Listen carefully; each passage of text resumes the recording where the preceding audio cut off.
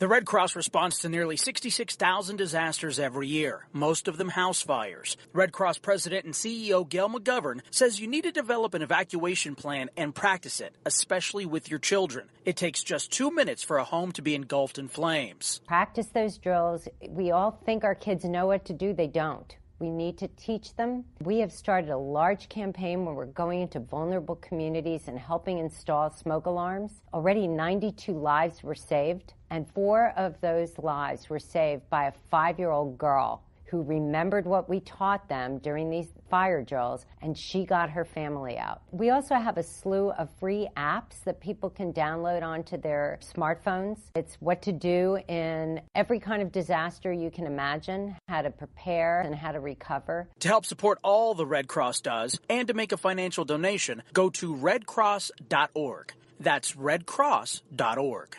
See that cute little dog in the pet store window? Chances are it came from a puppy mill. A breeding facility that forces caged, neglected, and often sick dogs to churn out puppy after puppy to be sold for profit. Meanwhile, millions of wonderful, healthy pets end up in animal shelters. This leads to the killing of more than 9,000 by the end of today. But with one simple choice, you can help. Just by deciding to adopt instead of purchase your next pet. Animal shelters are full of amazing pets looking for a home. When you adopt your new best friend, not only are you saving a life, you're taking a stand against puppy mills. When your friends see the smart choice and impact you've made, they adopt their next pet and share with 5 of their friends, who share with 5 more. Before long, thousands get involved. Pet stores stop selling dogs from puppy mills, and even more lives are saved. And with your help, we can save them all. Visit bestfriends.org/puppymills to learn more. It's Thursday night, and you're grabbing drinks with some friends. Started off with a pitcher for the table, which quickly becomes 2. There's pool. And there's the photo booth. All right, everybody squeeze in. Say cheese! Followed naturally by an order of wings. And another. Can we get some extra ranch sauce? Then there's the ceremonial nightcap. So what are we doing this weekend? And lastly, it's back to the car, which, if you're buzzed,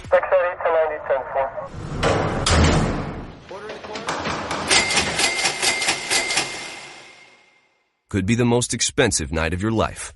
Getting pulled over for buzzed driving could cost you around $10,000 in fines, legal fees, and increased insurance rates.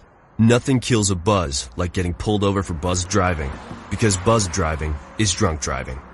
Brought to you by the National Highway Traffic Safety Administration and the Ad Council.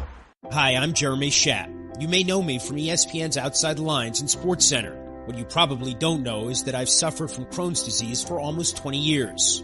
The Crohn's and Colitis Foundation of America's Take Steps, Be Heard walk program is the largest national walk program dedicated to raising funds and awareness to combat Crohn's disease and ulcerative colitis. To learn more about how you can help and to find a walk site near you, please visit www.cctakesteps.org. Think fast. In the short time it takes to listen to this message, a small flame can turn into a big fire. Several minutes more, and thick, poisonous smoke may have filled your lungs and reduced your ability to respond. Give it 5, and your entire home may be filled with flames. Keep breathing. We've got you. Don't let your world go up in smoke. Have working smoke alarms and practice an escape plan for you and your loved ones. Learn more at usfa.fema.gov, because fire is everyone's fight. Have you mixed your pain meds, your sleep meds, your allergy meds? Call the Poison Helpline. Has your child eaten a tube of toothpaste, a chip of paint, a wild mushroom? Call the Poison Helpline. Have you been bitten by a spider, a snake, an insect? Call the Poison Helpline. Poisonings can happen at the home, on the job, or in the great outdoors. Call the Poison Helpline first for fast, free advice from medical professionals. Call 1-800-222-1222 anytime, anywhere. 1-800-222-1222. Save the number, save a life. Brought to you by the U.S. Department of Health and Human Services. Every day, the men and women of the United States Marine Corps demonstrate their commitment to defend the American way of life. Since 1775, we have served our nation as a force in readiness. From combat operations to humanitarian assistance in every corner of the world. No matter where the mission takes us today, or wherever our country needs us tomorrow, we always remember the land we call home. As Marines, we take a stand for each other, for our nation, for us all. The few, the proud, the Marines. Hi, I'm Hilary Duff.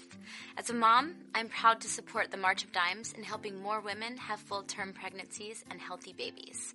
That's why I walk in March for Babies. The money we raise funds research and local programs that help babies overcome the challenges of premature birth and birth defects. Sign up today at marchforbabies.org. Together, we can help make healthier babies possible for thousands of families. The following program is closed captioned for the thinking impaired. Zinc Media. Feel the power of knowledge.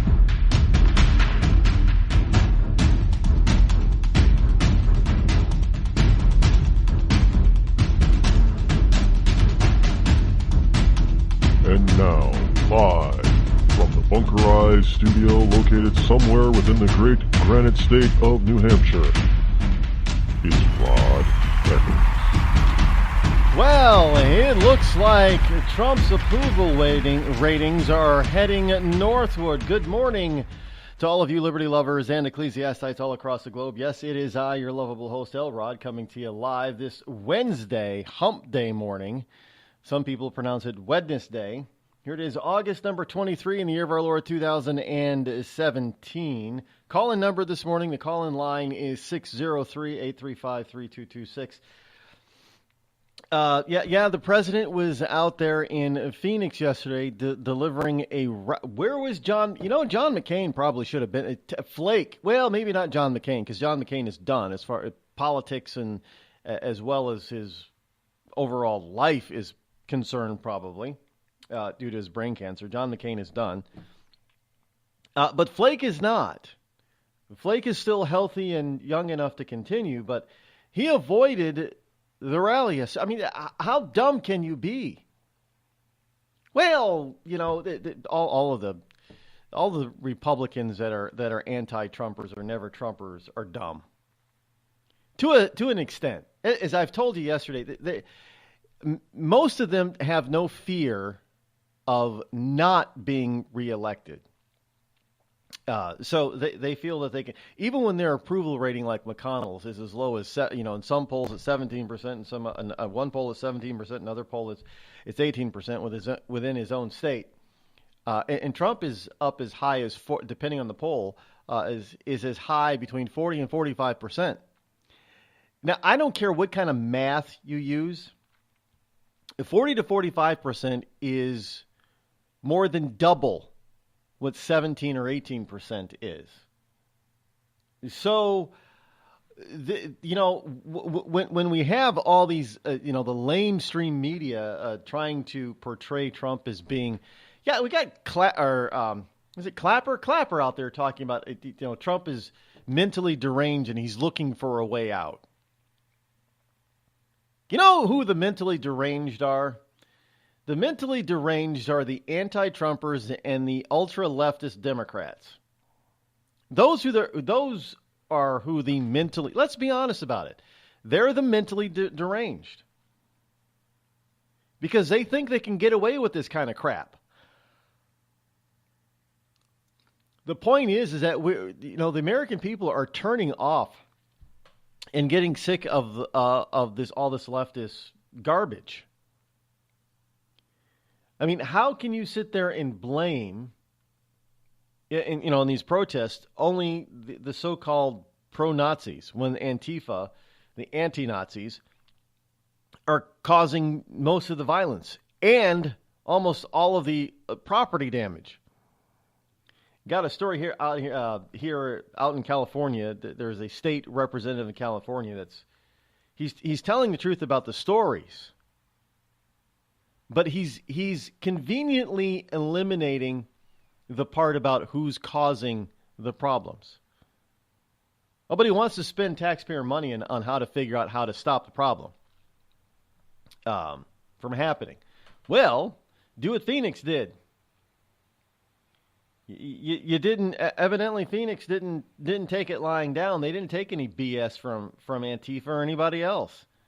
You got a little unruly, and the cops were the cops. The cops were allowed to be the cops, and they tear gassed you. Look, you have an absolute constitutional right to peacefully demonstrate on public property. You do not have a right to protest on private property, but you have a right to peacefully protest on public property. So go ahead, march down the sidewalks. You have the right to protest without interfering with everybody else's right to the thoroughfare and everybody else's right to pursue their daily happiness. So go ahead and march down the sidewalk or get a permit to hold a rally somewhere or hold a peaceful demonstration in a public park. That's fine. Yeah, even hold up signs across the street from wherever, somebody that you disagree with is giving a speech. You do not have a right to block that person from going into a park or a building to give a speech. You do not have a right to riot and damage private and public property. You don't. That's not part of that's not part of demonstrations. That's not part of a freedom of assembly and freedom of expression. It's called breaking the law because you're denying somebody else their rights of the pursuit of happiness and their property. Their rightfully acquired property. You don't have a right to set somebody else's limousine on fire. Now, depending on where you are and the time of year it is, maybe you need to get a permit. But if you want to buy a limousine, pay for it yourself and set it on fire, then you probably have a right to do that. But you don't have a right to blow up or turn somebody else's limousine into a flame torch. There's a difference there. So don't get me started with all this. These people don't know what the hell they're doing. They don't understand the laws and the Constitution of this country. You just talk to them and you realize that they don't understand it. And it's not their fault that they don't understand. They were never taught. No, understand. I'm not saying that it is public teachers' fault, but the curriculum that is passed down from the federal government to the state government doesn't include civics anymore. It doesn't. So people aren't learning the truth behind the Constitution, what the Constitution really means and stands for. So they get to college and some professor tells them, "Well, I don't believe that certain people should be able to talk." Well, that's not freedom, folks. That's fascism and socialism and communism. And I think President Trump was pretty clear. Now, I didn't watch this speech. I didn't. I don't watch a lot of these speeches. Because I'd rather see action. If I just want to listen to words, I'll just listen to talk radio all day long. That's full of words. I want to see some action from our politicians. I don't want to hear McConnell spout off about why he can't do something. I want to see him doing it. I want to see him working towards accomplishing something. And plain and simple, because that's the only thing that counts. If all you want to do is talk, then just do what I do. And look, even I go into action. I attend city council meetings and local government meetings and town hall meetings and I vote So even there's action on my part. But if all you want to be is a talking head, then don't be an elected official. Go ahead and be a CNN anchor. Well, just saying. By the way, Fox is back on top big time in the ratings, I see and understand. Well, you know, there was that short time period when Fox dipped, and man, everybody out there was like, Fox is number 2 now. Fox is losing their audience. And I even said this is just a temporary blip, an anomaly. It's not going to last. And it didn't. MS Mess is back in the tank, because they were getting, Rachel Maddow, Rachel Madcow, she was the new star out there, right? That's what we were told.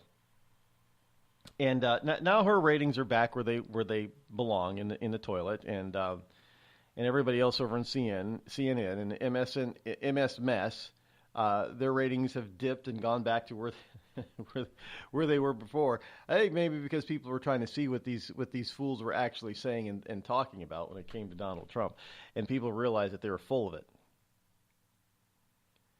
But notice that none of the big public, New York Times isn't doing any better. Washington Post isn't really doing any better. Even I'm surprised Jeff Bezos doesn't have it. Does he have it on Amazon that you can get a subscription to the Washington Post?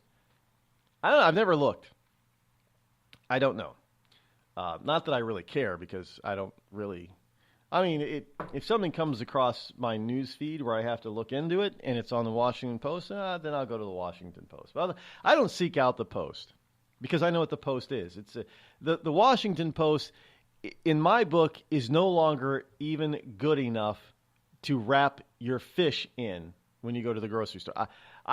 If I went to the fish market and the fish guy behind the counter was using the Washington Post to wrap my fish, I'd say either change your newspaper or find a new customer, because you're poisoning my fish. By the way, speaking of poisoning fish, have you heard what Mike Rowe has said recently? The dirty jobs guy, the guy who's out there trying to promote high school and college age people into the trades, carpentry, plumbing, that type of thing, because there's a shortage of qualified, skilled labor. There's a skilled labor shortage, and a lot of these positions are paying some big bucks, $50,000, $60,000, $70,000 a year now. And as a nation, we can't have this kind of a shortage last for long, because if we don't have people that can build and fix things, then we're not going to grow as a nation. We're not going to stay on top. But he was challenged to say something about what took place in Charlottesville by someone who claimed he was staying silent because offering an opinion wouldn't be good for business. Instead of denying it, Rowe, however, he admitted he did worry about falling into a trap where no matter what you say, someone is offended. He also said that he went on to say that there was nothing more annoying than celebrities offering political opinions. He said, "Since we're being candid, allow me to say how much I dislike your post. Everything about it annoys me. Your smug and snarky tone, your appalling grammar, your complete lack of evidence to support your claims, and of course, the overreaching logical fallacy that informs your entire position. What really bugs me, though, is the fact that you're not entirely wrong. It's true I haven't shared my political opinions this week, and in part anyway, because doing so might very well be bad for business. What can I say? I work for a half a dozen different companies, none of whom pay me to share my political opinions. I run a nonpartisan foundation. I'm about to launch a new show on Facebook. And I'm very aware that celebrities pay a price for opening their big fat gobs. Gilbert Gottfried, Kathy Griffin, Colin Kaepernick, Milo Yiannopoulos, even the guy from Google who just got himself fired for mouthing off. There's no getting around it. The First Amendment does not guarantee the freedom to speak without consequences, and really that's fine by me. So, no, I'm not going to share my personal feelings about Charlottesville, President Trump, or the current effort to remove thousands of statues of long-dead soldiers from the public square. Not just because it's bad for business, but because it's annoying. I can't think of a single celebrity whose political opinion I value, and I'm not going to assume the country feels any different about mine. Good for Roe. You know, he's not in the business of delivering opinions. Now, people like me, on the other hand, that's what I basically get paid for. Mike Rowe does not. So I'm with Rowe. I'm getting sick and tired of listening to a lot of these celebrities give their stupid, ill-informed opinions. And I'm getting tired of certain opinions not being acceptable. So if you're a conservative entertainer, you're not allowed or you're not expected to or you're not allowed to give your opinion.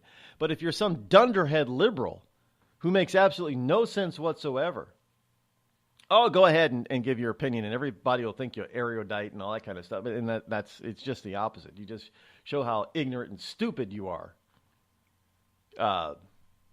Ignorance and stupidity on display with Lady Gaga. Anybody remember her when she opened her? And everybody's like, "Yeah, look at Lady Gaga. She's so smart." Actually, no, she wasn't, and she isn't. And I don't know why we're supposed to think that their opinions should sway us anymore, because not only are they ignorant opinions, their opinions formed inside a bubble because they don't listen to or hear any other types of opinions.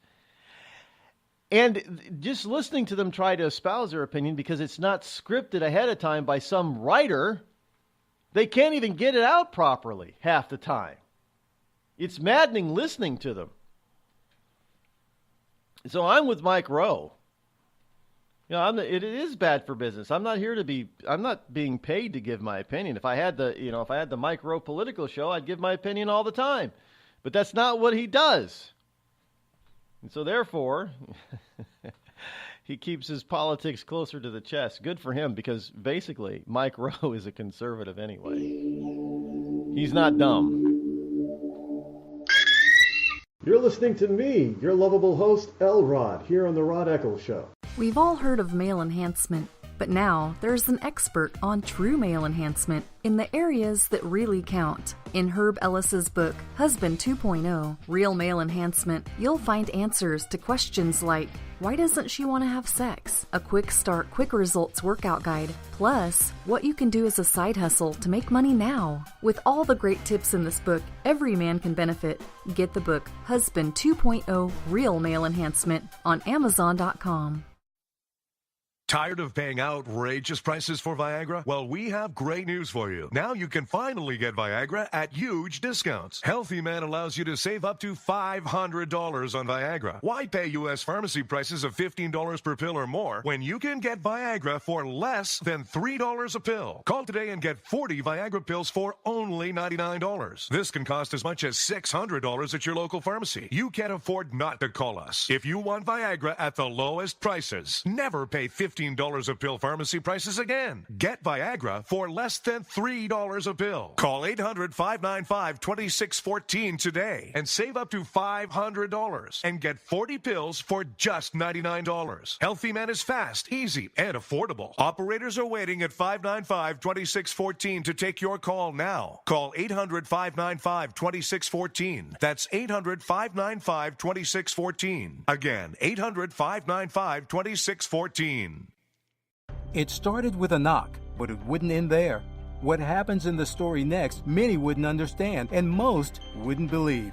5 + 2 = Perfection by Samuel Rosette Jr. is a must-read. The scriptures within are reminders of the ancient past, and yet intriguingly infuses with texts which stand on the edge of the stage of relevancy.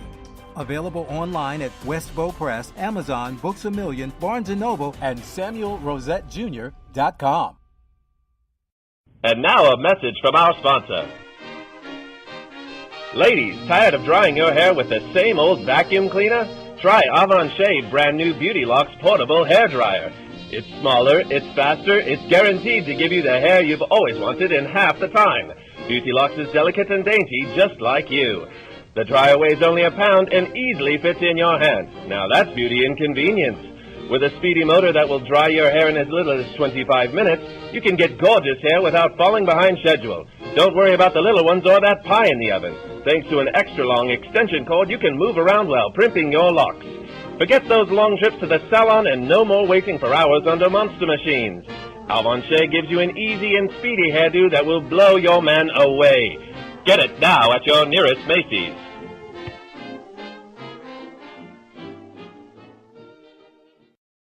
You're listening to The Rod Eccles Show.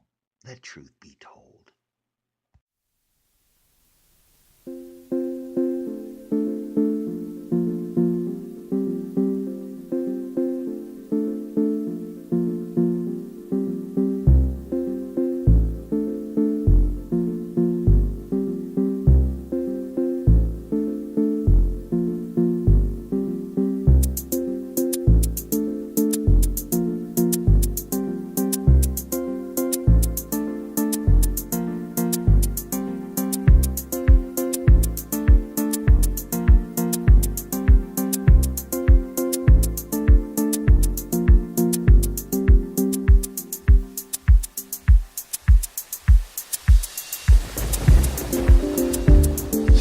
Three 835-3226. Yeah, Mike Rowe is. I've watched some of his program, Dirty Jobs, when it was on the air, and I got to tell you, I'm glad that there are people out there that do some of those jobs, and they all seem to be happy about doing it. They all seem to be, most of them seem to be, at least the shows that I watch, they seem to be very, pro whatever their dirty job is. They like their work. I wouldn't. I'm not going to lie. I mean, most of those jobs that I see somebody else doing, there's no way in hell I'd want to do. Now, do I think I'm too good to do them? No, absolutely not. Would I want to do them if I had a choice? No. No, I would not. And Mike Rowe gets down in there, and he actually does. If somebody came to me and said, "Do you want to host this kind of a show?" I'd say, "Oh, hell no." But Mike Rowe, on the other hand, he literally got his hands dirty. And good for him. There was a rumor a while ago that he was gay, but evidently he's not. I mean, not that it matters, but this is what the left will do. And this is before Mike Rowe was even, people really started paying attention to him,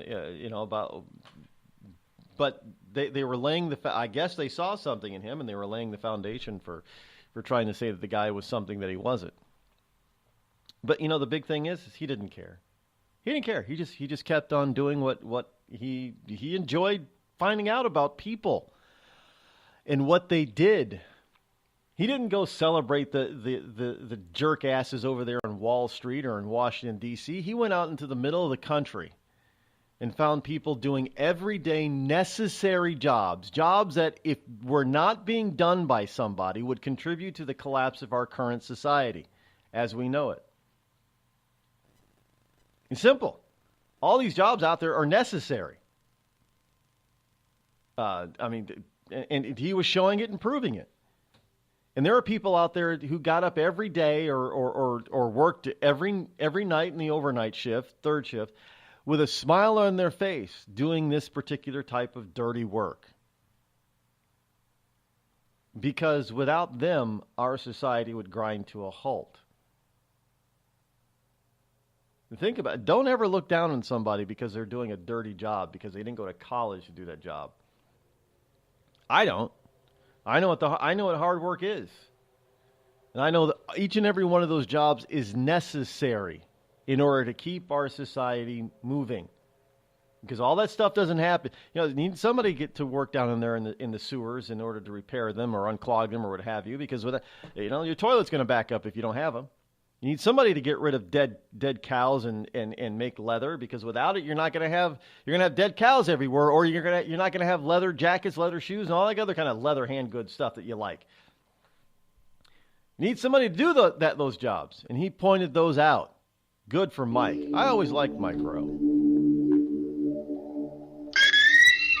The Red Cross responds to nearly 66,000 disasters every year, most of them house fires. Red Cross President and CEO Gail McGovern says you need to develop an evacuation plan and practice it, especially with your children. It takes just 2 minutes for a home to be engulfed in flames. Practice those drills. We all think our kids know what to do. They don't. We need to teach them. We have started a large campaign where we're going into vulnerable communities and helping install smoke alarms. Already 92 lives were saved, and 4 of those lives were saved by a 5-year-old girl who remembered what we taught them during these fire drills, and she got her family out. We also have a slew of free apps that people can download onto their smartphones. It's what to do in every kind of disaster you can imagine, how to prepare and how to recover. To help support all the Red Cross does and to make a financial donation, go to redcross.org. That's redcross.org. I'm just so happy my father had a chance to see his kids before he passed. I just want to say thank you. When her father fell ill, the American Red Cross was able to help get Veronica's brother home from the Navy to speak to his father one last time. It's thanks to your donations that we can connect military families when they need it most. Please donate today at redcross.org. It's Thursday night, and you're grabbing drinks with some friends. Started off with a pitcher for the table, which quickly becomes 2. There's pool. And there's the photo booth. All right, everybody squeeze in. Say cheese! Followed naturally by an order of wings. And another. Can we get some extra ranch sauce? Then there's the ceremonial nightcap. So what are we doing this weekend?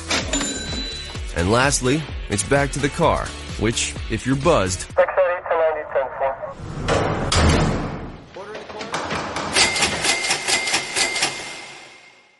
could be the most expensive night of your life. Getting pulled over for buzzed driving could cost you around $10,000 in fines, legal fees, and increased insurance rates. Nothing kills a buzz like getting pulled over for buzzed driving, because buzzed driving is drunk driving. Brought to you by the National Highway Traffic Safety Administration and the Ad Council.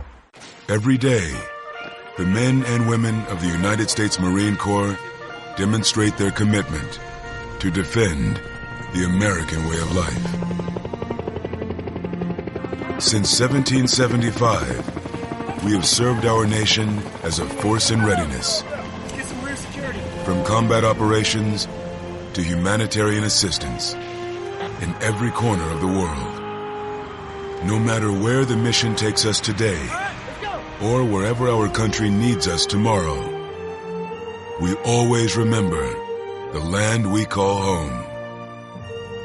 As Marines, we take a stand for each other, for our nation, for us all. The few, the proud, the Marines.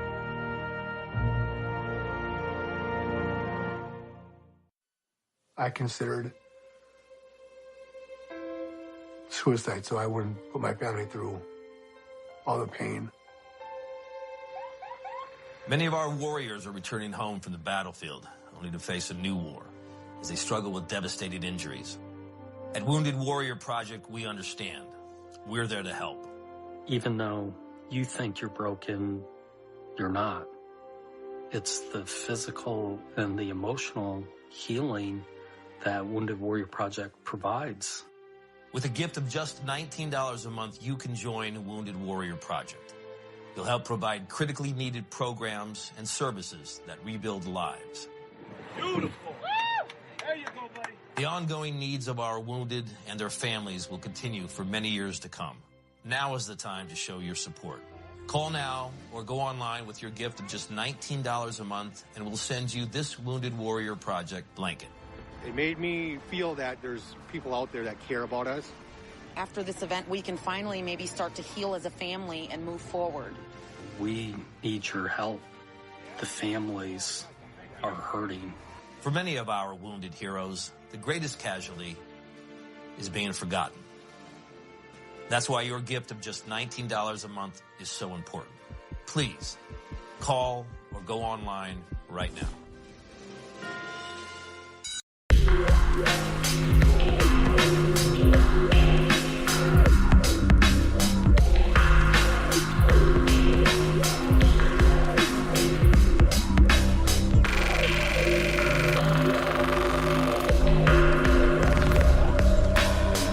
603-835-3226. Welcome back. As we continue on this morning, we get into today's daily holidays. List of holidays today. Some decent ones today.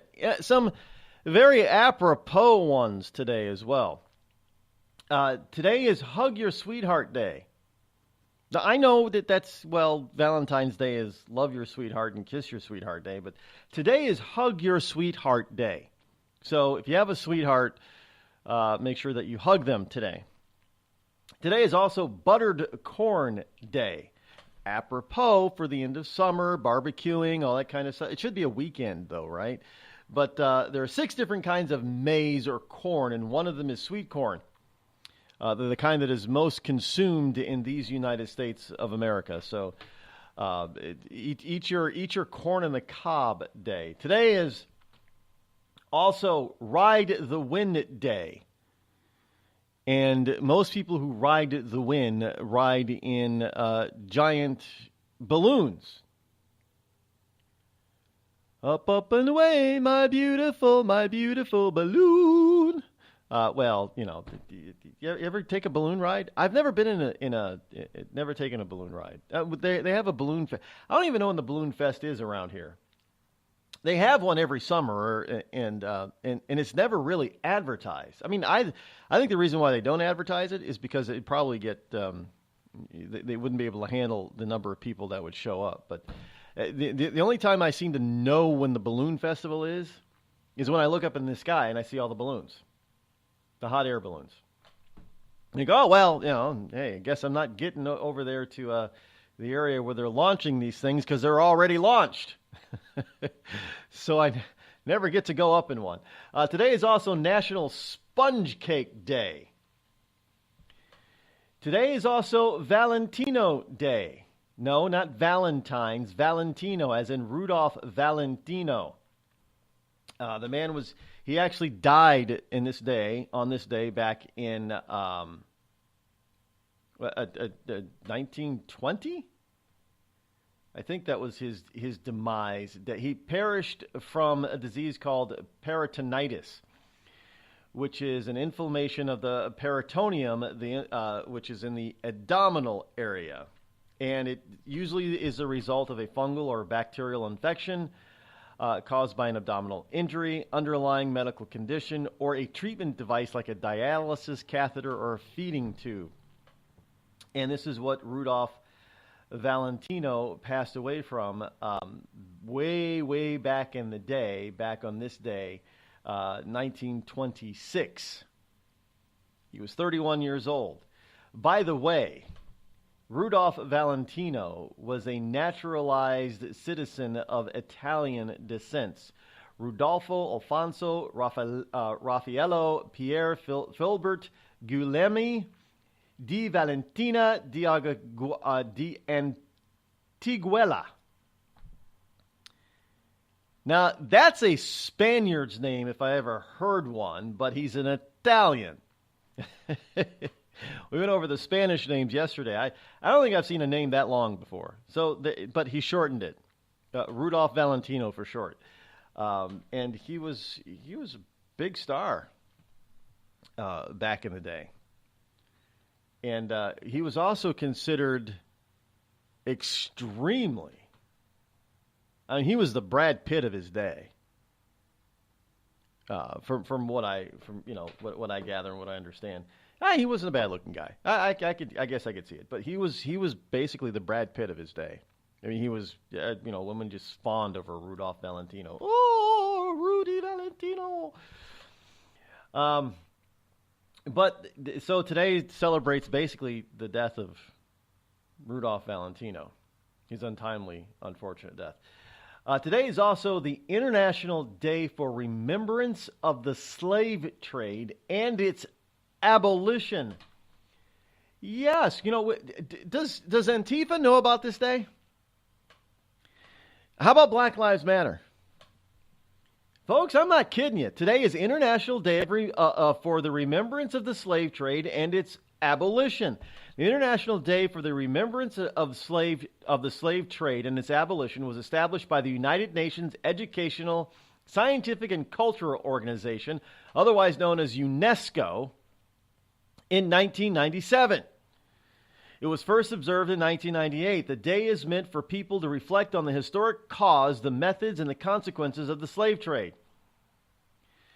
August 23rd was chosen as it was on this day in 1791 that the slave uprising that led to the Haitian Revolution took place. The Haitian Revolution saw the throwing off of chains by slaves on the French colony of Saint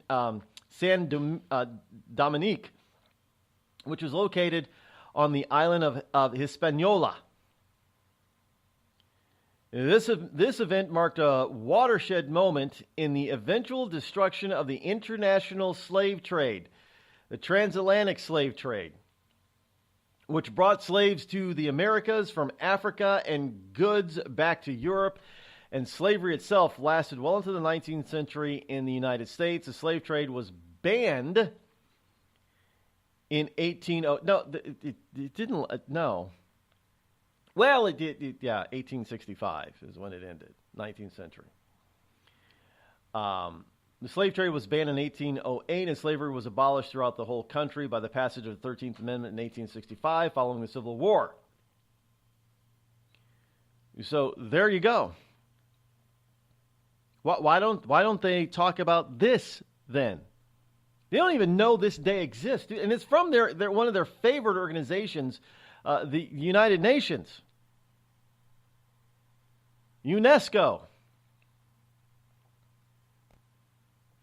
Breaking the chains of slavery, and this is the day where that's observed, the beginning of the end for the international slave trade. Today is also European Day of Remembrance for victims of Stalinism and Nazism. I can't make this stuff up, folks.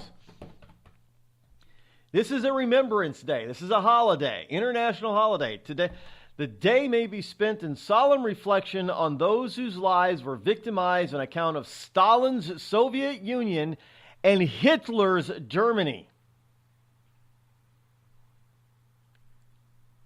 This is a good day to go to the United States Holocaust Museum or the Museum of Genocide Victims.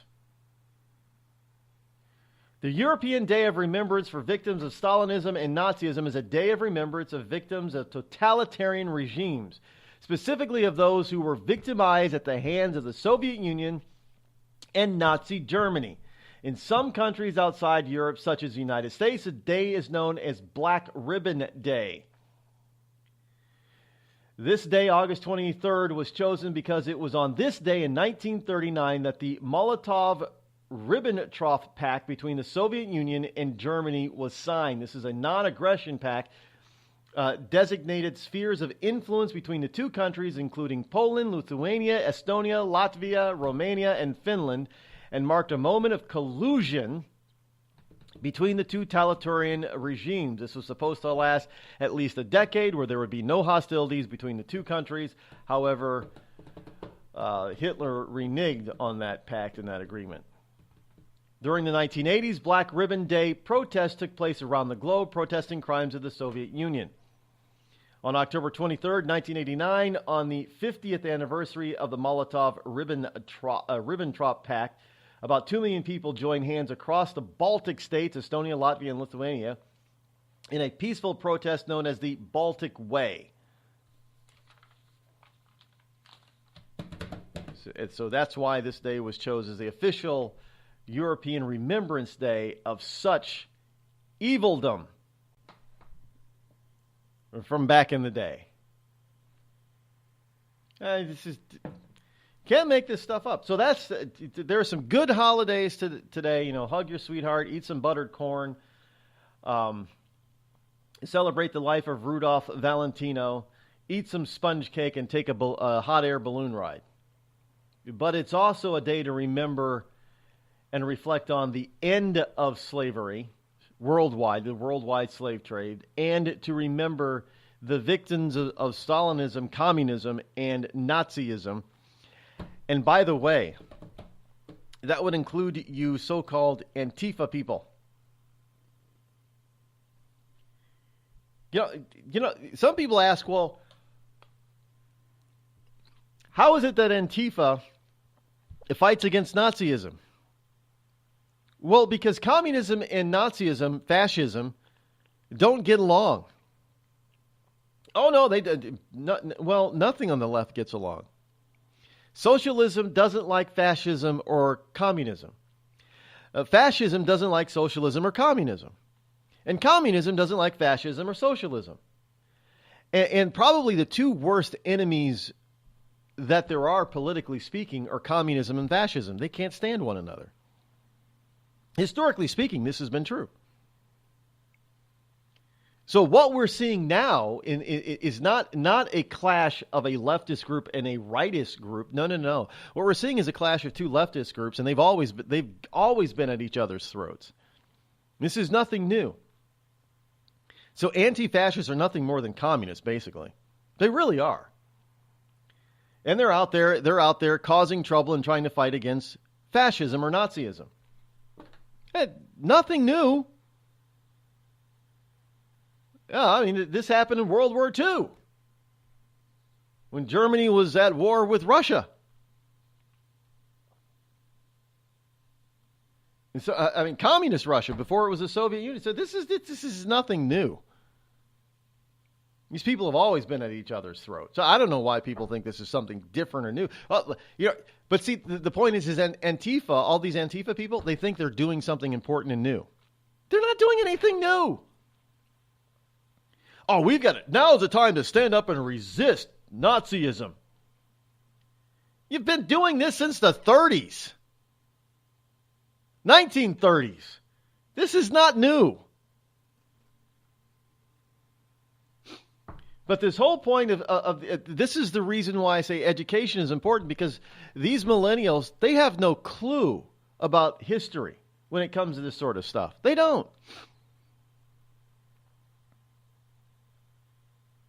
So they're running around trying to tear down a statue that was put up by members of their own party 100 years ago, that helps commemorate the losing side in the Civil War, which was not completely or totally or mostly due to slavery, but just one of 17 reasons that Abraham Lincoln gave for going, because he labored on this.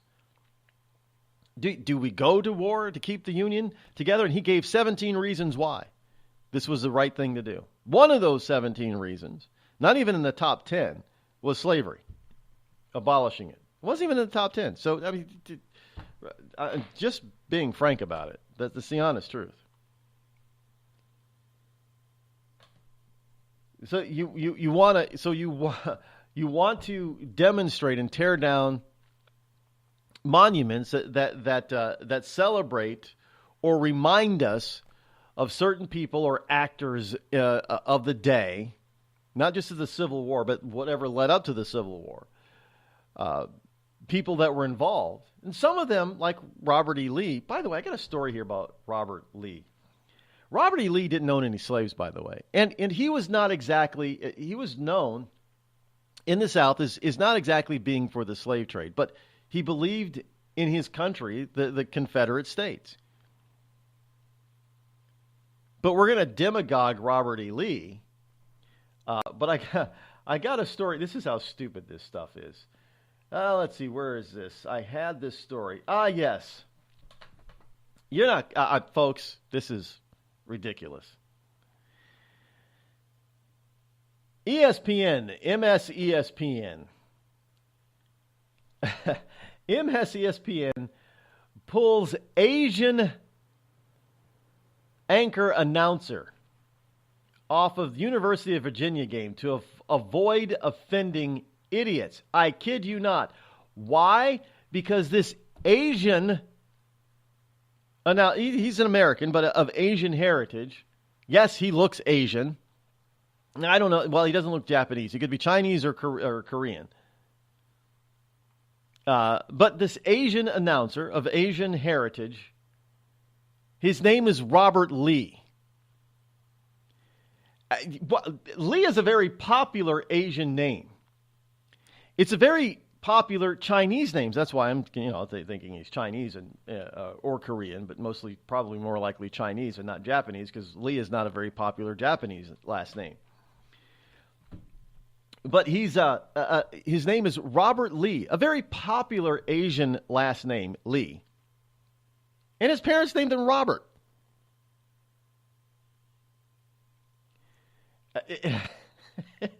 So he got pulled off the air from being an announcer on a University of Virginia game to avoid offending people at the game. I'm sorry. This is stuff that you just can't. I can't. You can't make this stuff up, folks. You just can't. Hello, America. It's me, your history. I remember a time when we thumbed our nose in a king's face, sent him packing. And when fascists and emperors talked a little bit too loud, we showed up, tore their cities to the ground, and then rebuilt them just to prove we could. We put men on the moon, we won a Cold War, and we elected fearless leaders who led fearless people. What the hell happened to you, America? Back in my day, we didn't elect a big-eared community organizer. We punched him in the kidney. Maybe it's time you came home, America. Home where you belong.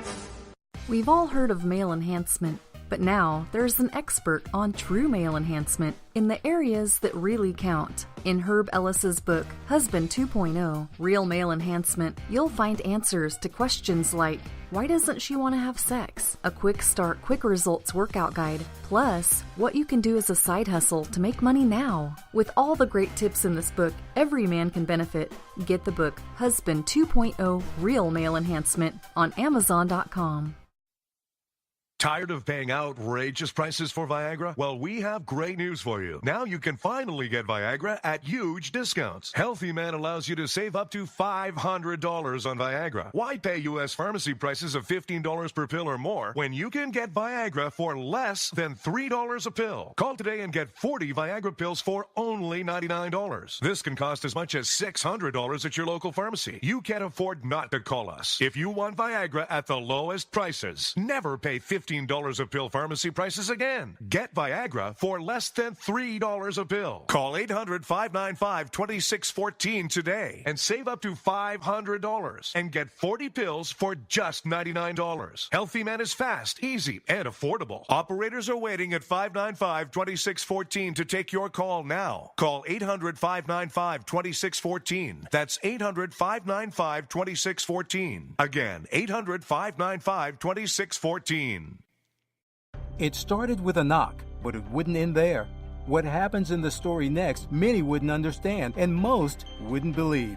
5 + 2 = Perfection by Samuel Rosette Jr. is a must-read. The scriptures within are reminders of the ancient past, and yet intriguingly infuses with texts which stand on the edge of the stage of relevancy. Available online at Westbow Press, Amazon, Books A Million, Barnes & Noble, and SamuelRosetteJr.com. This is Free America broadcasting on the Rod Eccles Show with a message to all patriots trapped behind the lines in California, New York, Boston, and Chicago. Don't give up, true lovers of America. Even as we speak, moves are being made to drive the invaders back to the land from which they came. Defeat the would-be dictators and lift the chains of tyranny from around your neck. Stay strong. Stay brave. You're not forgotten, and you're not alone. Until next time, patriots, this is Free America signing out. Call Rod now, 603-835-3226. Lines are open.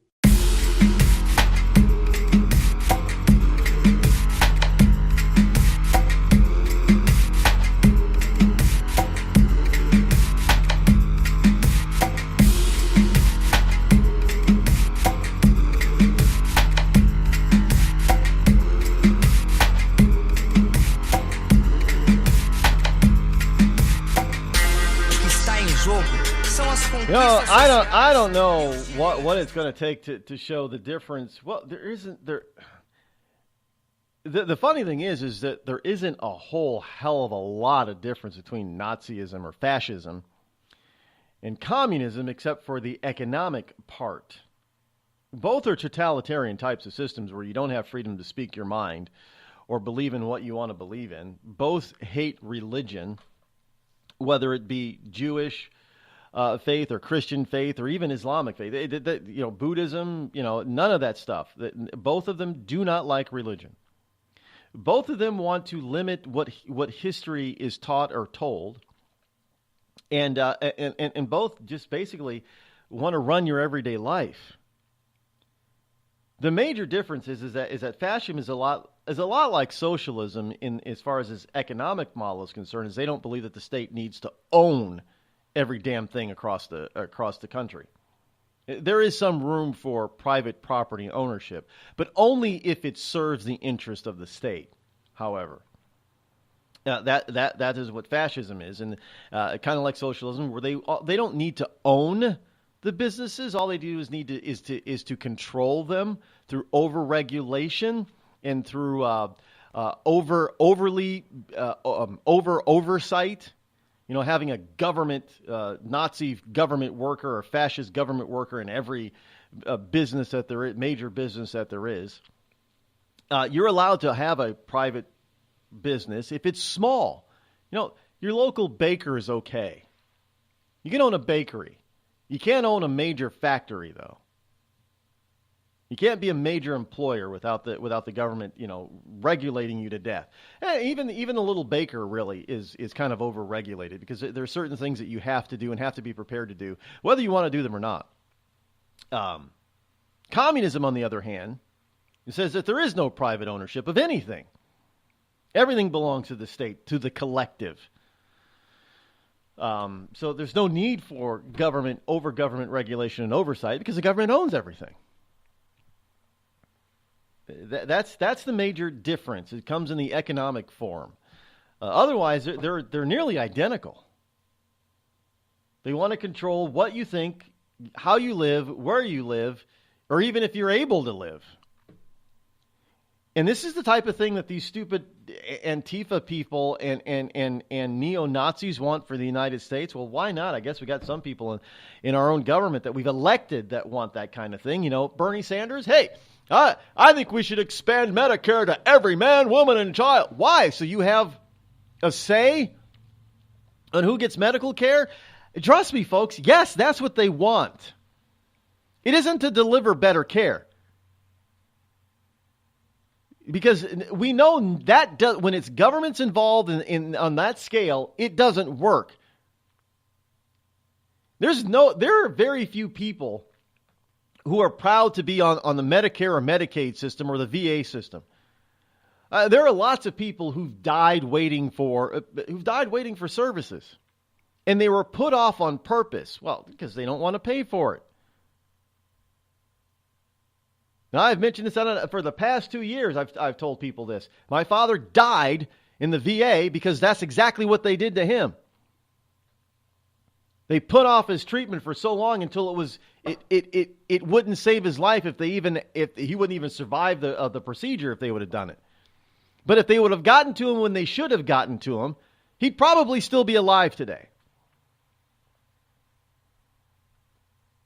And this has happened all across the country with the VA, not just the VA, but also with Medicaid. Senior citizens are being told, well, we'll just hold off on this. We don't need to do this type of procedure now. And senior citizens, there should be a thing about senior citizens and how much how many have died from being pushed off for having regular procedures. Intel report coming up next. Have you ever thought to yourself, I'm a leftist elite Hollywood a-hole? If so, good news. The Rod Eccles Hollywood Community College is now open, featuring such courses as unemployment is not paid vacation. No, Americans don't want to spend $19 for an order of French fries, and the ever popular shut the hell up. Why, just listen to this big-time celebrity endorsement. I'm not Rosie O'Donnell, and I think this school's offensive, sexist, and racist. And I think you're a giant a-hole who needs to shut the hell up. Hey, we teach a course in that. the Rod Eccles Hollywood Community College, where being an A-hole is not a guarantee you'll be an A student.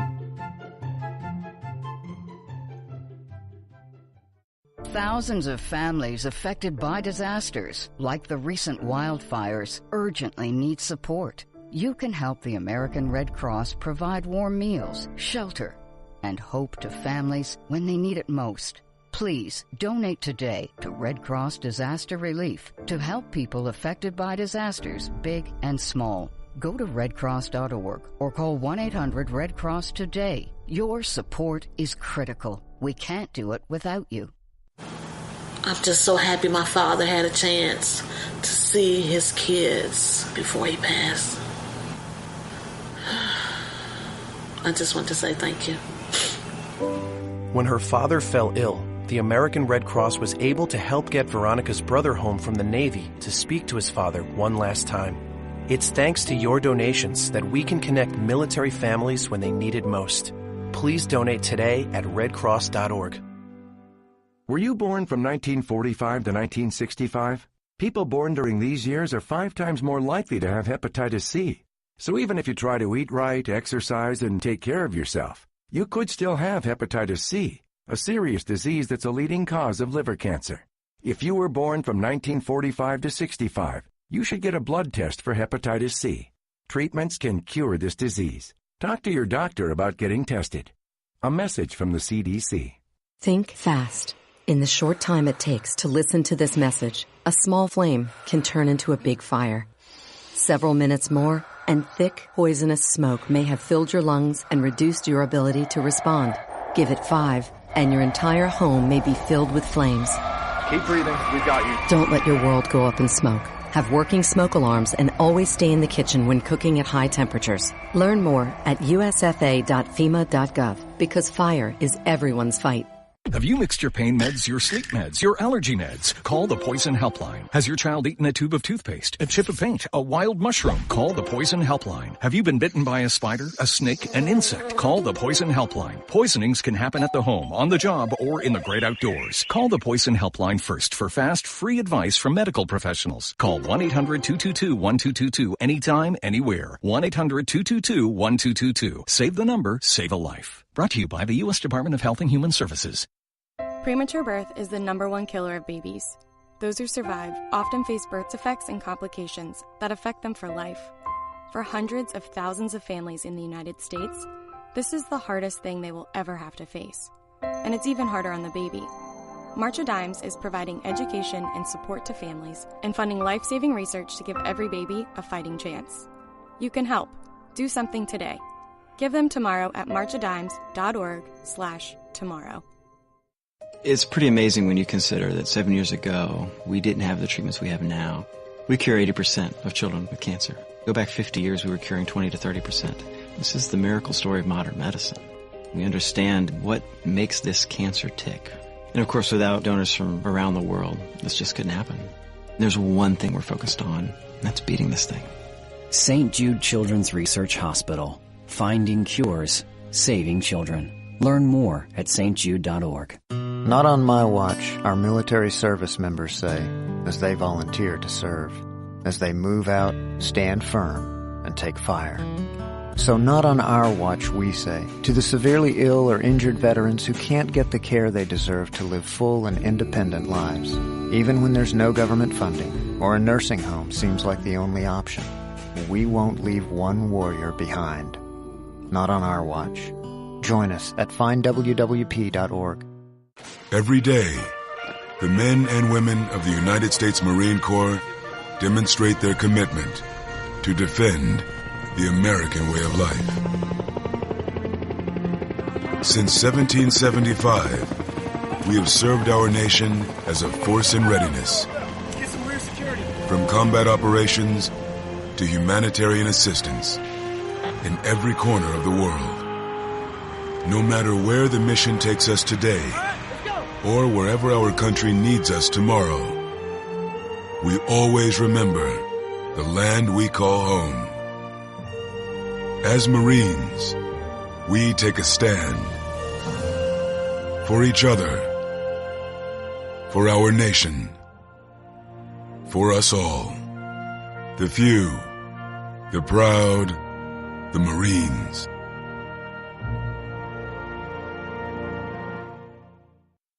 America's wounded warriors are coming home. After serving on foreign shores, these brave men and women are returning to their families and communities. Many have wounds you can see, and many have wounds you can't see, like post-traumatic stress disorder. Now that these warriors are back home, they are ready to enter the civilian workforce. To help, Wounded Warrior Project has developed the Warriors to Work program, a career counseling service that helps warriors translate their military experience to the civilian workplace. These extraordinary men and women bring proven world-class job skills and a unique perspective on teamwork to the job. And to ensure the right warrior finds the right job, Wounded Warrior Project works with employers to find just the right match. When you hire a wounded warrior, you hire an intelligent, talented, and committed new employee. Contact Wounded Warrior Project at findwwp.org. Welcome home the brave. You want to know what time it is? It's time to bring the rain. Zinc Media. Feel the power of knowledge.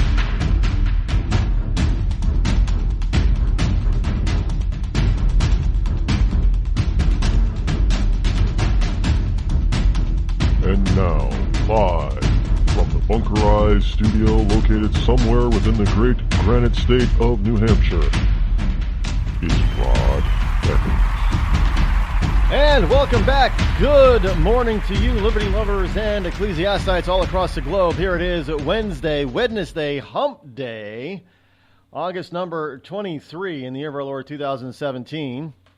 The call-in line this morning is 603-835-3226. But being Wednesday, that means that today is what? Intel Day with Agent 0010. I got a question the other day about why do I call him Agent 0010? Well, because I can't call him 007. Well, believe it or not, that's copyrighted. Agent 007. So you can't do that. And I don't think he liked 009. So I don't. So we came up with something different called, and we gave him the class. Hey, he's the first double-digit agent. Because all the other agents are single-digit. No, there are 3 numbers in the 007, right? No, it's 7. That's the whole point. He's Agent 7. You got to understand the whole spy game. 00 is not his number. 00 is his classification. His agent number is 7. 00 means he had a license to kill. Not saying that any other agent whose life is on the line doesn't have a license to kill, but the 00 program was, and we kind of have that here. We don't call them 00s, but there are certain individuals within our realm of spydom that have a little bit more freedom, shall we say, to end another human being's life, and that was basically what the 00 classification was. He was agent with license to kill number 7. So, being 00, you would have to be a double-digit agent, which would be 10, agent number 10, the first of the double digits. So 7, I guess 7 was a lucky number for him. And if you've ever watched any of the James Bond movies, and I think I've seen every single one of them, he was definitely lucky a number of times. There are times I'm thinking, who wrote these? Because they make James Bond out to be really stupid, and nobody that dumb could possibly survive in the world of high-level spydom as James Bond. But he gets lucky. He gets lucky and pulls it out in the end, I guess. I don't know. I'm a big James Bond fan. I do like James Bond. Now, is the world of spydom all that glamorous? I don't think so. Do you get to live high on the hog like James Bond did? I don't think so.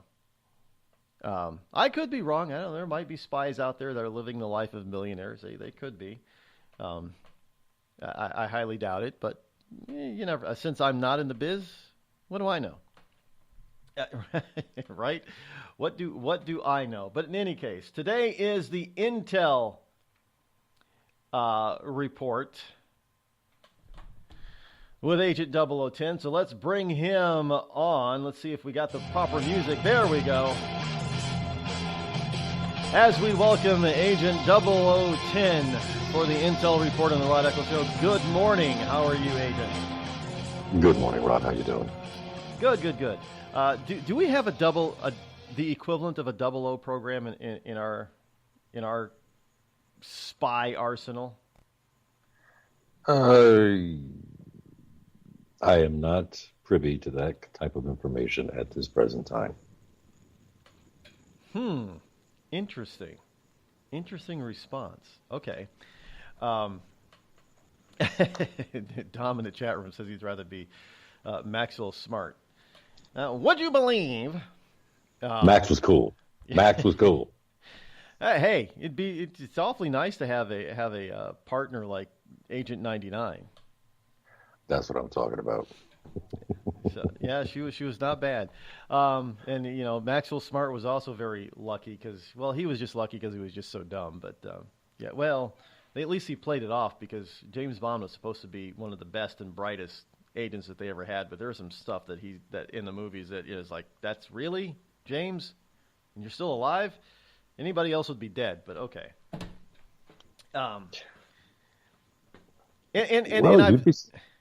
You'd be surprised. I mean, the agents today, whether they work covert or they're analysts or what have you, NSA, CIA, FBI, any of the agents, whether they're field or analytical, they're extremely intelligent, especially on the analytical side. They're extremely intelligent.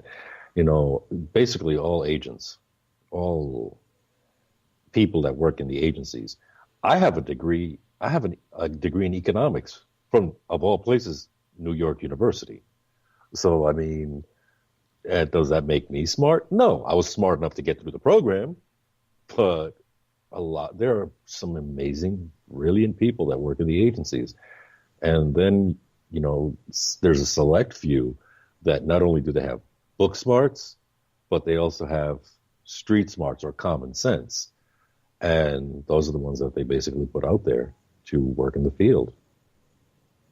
Well, that's yeah. We got FBI agents are most of them have some advanced degrees as well, some pretty interesting degrees, and they become basically federal cops, which is really kind of interesting. But in any case, let's get on to our report this morning. Now, I mentioned something earlier this morning about a Clintonista called James Clapper.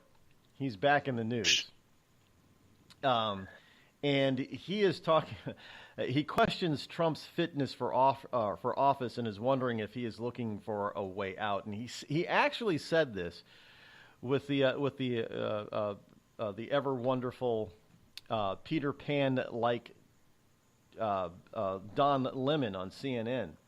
By the way, for those of you who don't know, Don Lemon is two things. He's 51 years old, and he's gay with a partner.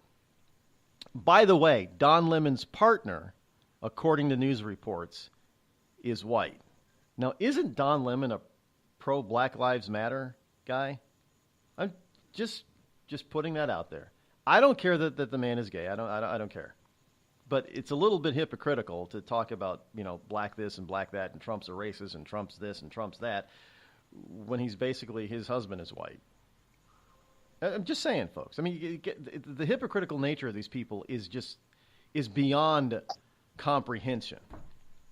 But you have Clapper out there who's talking about Trump having no mind, basically. And yet and still, they don't take to task people like Maxine Waters or Nancy Pelosi in some of the crazy wackadoodle stuff that they do and say. or some of the crazy wackadoodle stuff that Hillary Clinton did and said. But Donald Trump, they disagree with him politically, so he's a wackadoodle. But he's coming out of the woodwork lately, and there are some other people that the Clintons, that surrounded the Clintons, that sort of disappeared. They didn't die; they just sort of went silent. Now, according to your report this morning, there's a major silent Clintonista out there who's had a lot to do with behind the scenes with a lot of things that are in the news today. Who is that person? Okay, before I give you the name, let me give you a bit of a background as to what's going on currently and previously. Now, currently, right now, there's a Ukrainian minister of parliament, or a minister, who has requested an investigation of meddling into the 2016 election by the Ukrainian government. So he's basically saying, look, there has been meddling into the American election by the Ukrainian government, and he's calling for that investigation to be conducted, which is basically reinforcing everything I've told you and your listeners. And I still firmly believe that the Ukrainian has deep involvement in this. Now, hang on to that. Another topic that rose through the election is the Trump dossier. Now, although it's true that Senator McCain delivered this dossier to the FBI, the question has gone unanswered as to who was the go-between with the Ukrainian, not the Ukrainian government, but who was the go-between between McCain and Fusion GPS? Who was that one person that connected these two dots together? Now, who was also the person that then involved the Ukrainian government or their Ukrainian connections? Now, after the process of elimination, okay, I went through the list of people that worked for the Clinton campaign, people that were the talking heads for the Clinton campaign, and I kept going down this list. And I was like, no, can't do it, because the simple fact is records. If there was an investigation, there would be records of phone calls, emails, or phone calls to a person who had to make a phone call to another person. And same thing with Senator McCain. There would be too much of a paper trail, too much of a process that would be left behind to pick up on this. And then I went and I looked at the Hillary Clinton emails that were dropped by WikiLeaks. And as Rod, I scanned through hundreds of emails. And then I came across a name. And I was like, oh, where has he been? So then I went back and I took a look at some videos of Congressman Trey Gowdy. I love the guy. He shoots from the hip, eviscerating Hillary Clinton and this individual. So then I went back to the emails and I started seeing that this individual had so much access internationally and also had access to information that was highly classified. Highly classified. And the name of this person is Sidney Blumenthal. Now, Sidney Blumenthal is a journalist, a writer, an activist, a political aide. He was a political aide to Bill Clinton in the White House. He was also Hillary Clinton's very, very close confidant. He was right there with Uma Abedin, if not closer, because he's known Hillary Clinton longer than Abedin has. He was right there. He is a very close confidant of Hillary Clinton. He's also an individual that has connections in the Ukraine. He's also an individual that has connections in, of all places, England, the home country of Fusion GPS. Go figure. This is an individual that has international connections, so much so that he even knows about a private discussion between 4 people that had occurred in a government building in Egypt. So Mr. Blumenthal has long-reaching tentacles, but he also had the freedom, mind you, he also worked for the Clinton Foundation. Go figure. Mr. Blumenthal has these international connections, and he has the freedom of movement because he really was not with the Clinton campaign. He did not work for the Clinton campaign. And his international connections at the Clinton Foundation were then further amplified because he kept making even more connections and more connections. Now, in the world of government business, you make connections with people and you maintain these connections, you maintain these contacts, not because you want to go bowling, but because they could be of use in the future. And Mr. Blumenthal has the ability to reach into all these worlds because of his connections, because of also his work at the Clinton Foundation and being a journalist and an activist. Now, I'm sorry, but what reason does a journalist have to have knowledge of a private meeting that happened in a government building in Egypt? So So he's been since he hasn't been in the forefront, and he's basically gone silent underwater like a sub. He's been able to use his contacts and utilize his contacts throughout the past decade or so to do this since the Clinton administration, the Bill Clinton administration, because he's been involved in government before that. Well, but Bill Clinton brought him into the White House.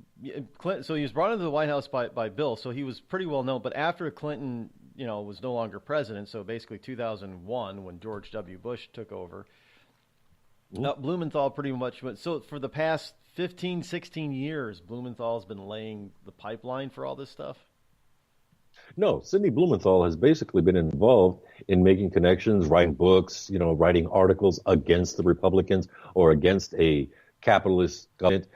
He's been busy doing his thing. And then when Hillary Clinton became Senator Clinton, he was there as what you might call a sounding board, or getting her information, or being her confidant. God knows what else. I'm not going to speculate. But then when she becomes Secretary of State, now he's deep into things. And in fact, during the committee hearing on Benghazi, his name came up. Trey Gowdy brought his name up, and it was asked, does he have a top secret clearance? Does he have the classification to get access to this information or gather this information and pass it on? Now, Hillary Clinton's State Department said, yes, he does. One problem, there's no documentation of it. Because this was off the record, but so to speak. Yes. So to speak, yes. But the problem is, though, that the information that he was passing on is highly classified. The information that he was gathering was also highly classified. And the State Department at that time was saying, oh, yeah, Mr. Blumenthal does have a security clearance. And when they started looking for the paperwork, they could not find it. So why would something like that be missing? Why would 33,000 emails be missing? Good point. Very good point. Can you hold on till after the break? Yeah, not a problem. All right. We're not done with this yet, folks. I mean, there's some more interesting stuff about Mr. Blumenthal that people should know about. We'll be back.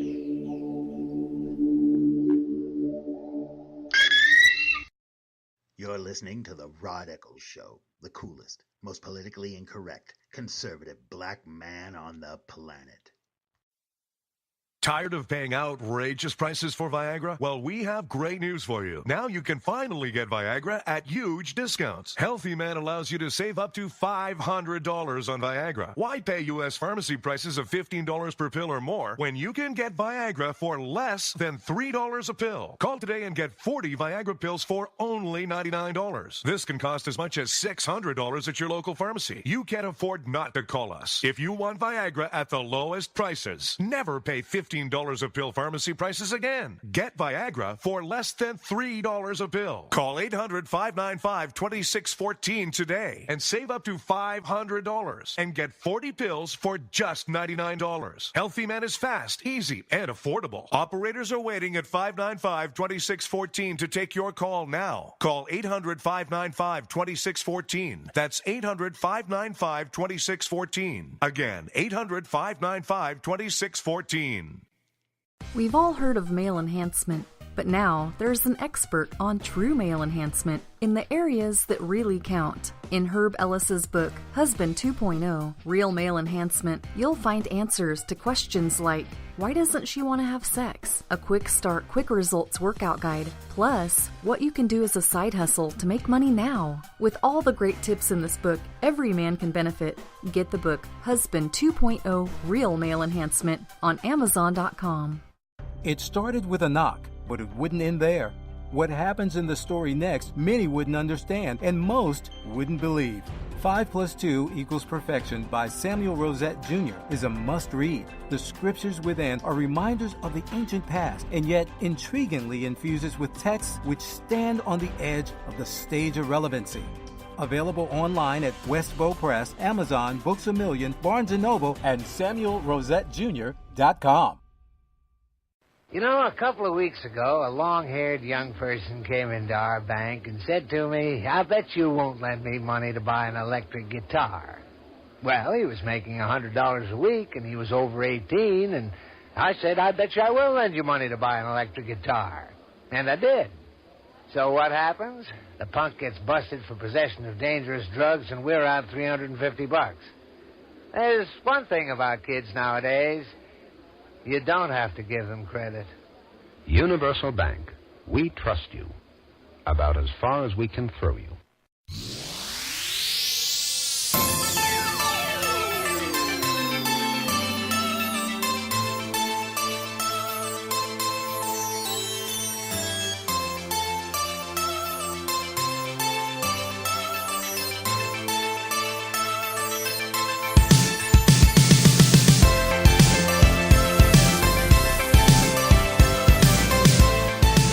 One thing you always have to one thing you always have to wonder about is when these wonderful people, in our government circles, they decide that the best thing to do is to keep stuff from you and me.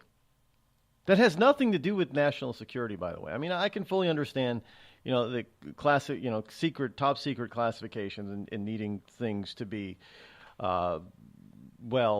to put it plainly, there are certain things that need to be on the down low.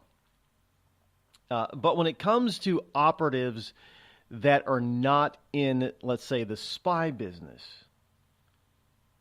then whatever they're doing doesn't need to be on the down low. This is called transparency. This is why I always laugh when I hear governments talking about, well, we're completely transparent.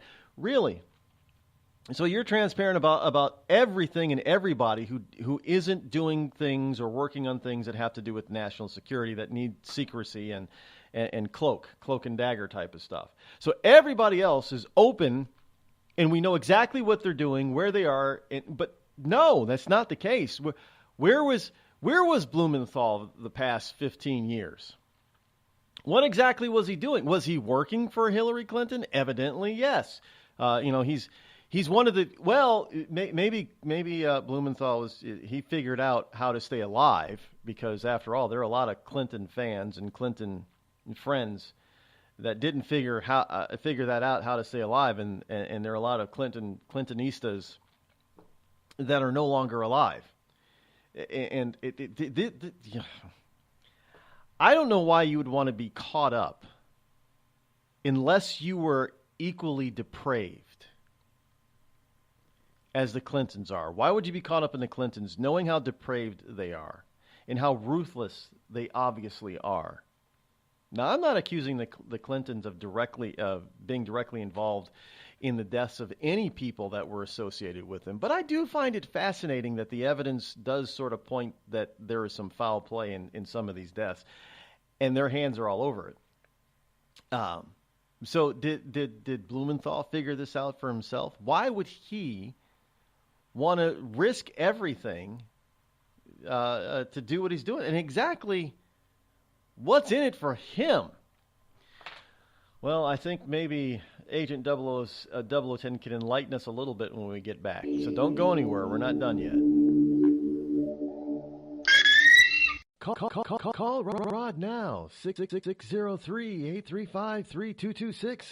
The Red Cross responds to nearly 66,000 disasters every year, most of them house fires. Red Cross President and CEO Gail McGovern says you need to develop an evacuation plan and practice it, especially with your children. It takes just 2 minutes for a home to be engulfed in flames. Practice those drills. We all think our kids know what to do. They don't. We need to teach them. We have started a large campaign where we're going into vulnerable communities and helping install smoke alarms. Already 92 lives were saved, and 4 of those lives were saved by a 5-year-old girl who remembered what we taught them during these fire drills, and she got her family out. We also have a slew of free apps that people can download onto their smartphones. It's what to do in every kind of disaster you can imagine, how to prepare and how to recover. To help support all the Red Cross does and to make a financial donation, go to redcross.org. That's redcross.org. I'm just so happy my father had a chance to see his kids before he passed. I just want to say thank you.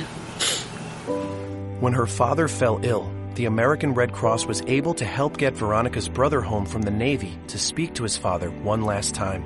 It's thanks to your donations that we can connect military families when they need it most.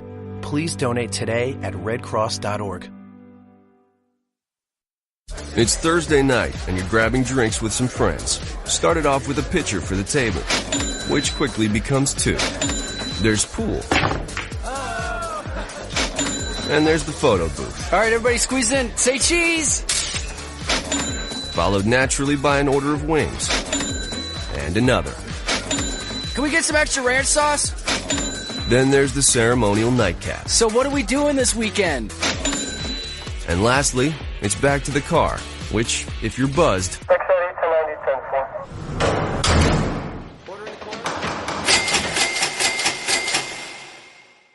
could be the most expensive night of your life. Getting pulled over for buzzed driving could cost you around $10,000 in fines, legal fees, and increased insurance rates. Nothing kills a buzz like getting pulled over for buzzed driving, because buzzed driving is drunk driving. Brought to you by the National Highway Traffic Safety Administration and the Ad Council. Every day, the men and women of the United States Marine Corps demonstrate their commitment to defend the American way of life. Since 1775, we have served our nation as a force in readiness. Get some rear security. From combat operations to humanitarian assistance in every corner of the world. No matter where the mission takes us today, or wherever our country needs us tomorrow, we always remember the land we call home. As Marines, we take a stand for each other, for our nation, for us all. The few, the proud, the Marines.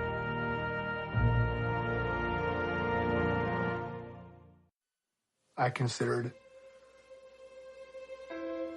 suicide so I wouldn't put my family through all the pain. Many of our warriors are returning home from the battlefield, only to face a new war as they struggle with devastating injuries.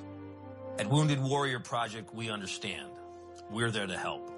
Even though you think you're broken, you're not. It's the physical and the emotional healing that Wounded Warrior Project provides. With a gift of just $19 a month, you can join Wounded Warrior Project. You'll help provide critically needed programs and services that rebuild lives. Beautiful. There you go, buddy. The ongoing needs of our wounded and their families will continue for many years to come. Now is the time to show your support. Call now or go online with your gift of just $19 a month, and we'll send you this Wounded Warrior Project blanket. It made me feel that there's people out there that care about us, after this event, we can finally maybe start to heal as a family and move forward. We need your help. The families are hurting. For many of our wounded heroes, the greatest casualty is being forgotten. That's why your gift of just $19 a month is so important. Please call or go online right now.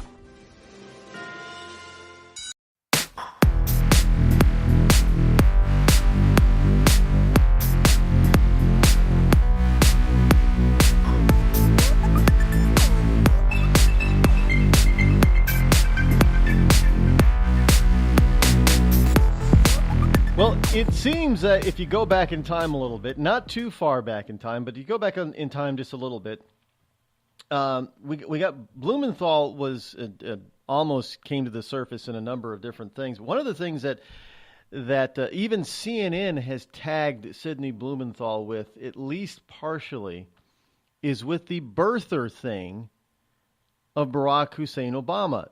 Evidently, last year, according to Don Lemon, the whole birther thing was partially put forth by Sidney Blumenthal back in 2008. And of course, who's blamed for the birther stuff? Well, Donald Trump and a bunch of other people. But it was a Blumenthal planted story, doing Clinton the favor. Now it's no doubt that Bill and Hillary were behind this whole birther movement thing. We have evidence of that. But Sidney Blumenthal, for whatever reason, decided to run to help out his friends. What is the connection between the Clintons and Blumenthal, agent, that he would do such things and expose himself a little bit to some dangerous stuff and repercussions? But he has done this more than once, put his neck on the line. I mean, what do the Clintons have on this guy? They don't have anything on him. It's what he wants from them, and that's simple: power. It's very simple. Power. That's all it is. It's a factor of power. Now, I'm not going to speculate about how much of a confidant he is for Hillary Clinton. That's between them, so let's leave it at that, like I said before. But he just wants power. And when he turned around and got involved with this whole thing in the birther, planting the seeds of birtherism, that proved that he's not about the party. He is about the Clintons, period. End of story. And his hypocrisy is even in his books, because let's take a look at this, okay? If he was so about the party, then somebody is for the party would not write books called The Chronicles of Radical Regime. And what's the full title of this book? How Bush Rules.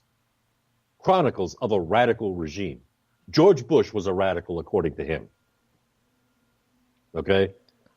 Then he writes another book that's called The Strange Death of the Republican America. Chronicles of a Collapsing Party. So he's putting all these books out showing that, I'm all for being a Democrat, but if I have to, I will take a Democrat down to put Hillary Clinton or a Clinton in office. Yeah, well, it's kind of ironic you would show the demise of the Republican Party, and as it comes about, it's the Democrats who are falling apart at the moment, bigger than even the Republicans ever were. But what I don't understand, okay, I can understand that maybe you want some power, but I mean, the country was moving in a direction that obviously, the tea leaves said it was going to be Barack Obama, but he did not jump on board the Obama train. He stuck with Clinton. Like I said, he's not about the party. He's about the Clintons. He wants the Clintons in power. He's willing to do what it takes to put the Clintons in power. Like I said before, this is an individual that ran around with all this fluidity, gathering information for Hillary Clinton when she was in the State Department. Now, let me go back and put things in a certain perspective, okay? We have this whole thing about Russian collusion, which is a false narrative because the fact is it's not Russian collusion, it's Ukrainian collusion, but not with the Trumps, it's with the Clintons. So we have Ukrainian collusion, which is standing up to scrutiny. Then we have Fusion GPS, which is something that this individual, Chris Steele, came up with this completely pathetic dossier. And then at the same time, while we have the Ukrainian collusion and we have, Chris Steele, we have a missing Sidney Blumenthal. All at the same time. Now, can anybody from the United States government just place a phone call and, collude with the Ukrainian government on behalf of Hillary Clinton? No. Why? Records. Can anybody from Hillary Clinton's camp do the same thing? No. Why? Records. So we turn around and, by the way, Senator McCain, the same dipstick that handed this Fusion GPS fraudulent dossier to the FBI. Could he have done it? No. Why? Records. Because if there's an investigation going on for the sake of national security, they're going to dig and they're going to dig very deep.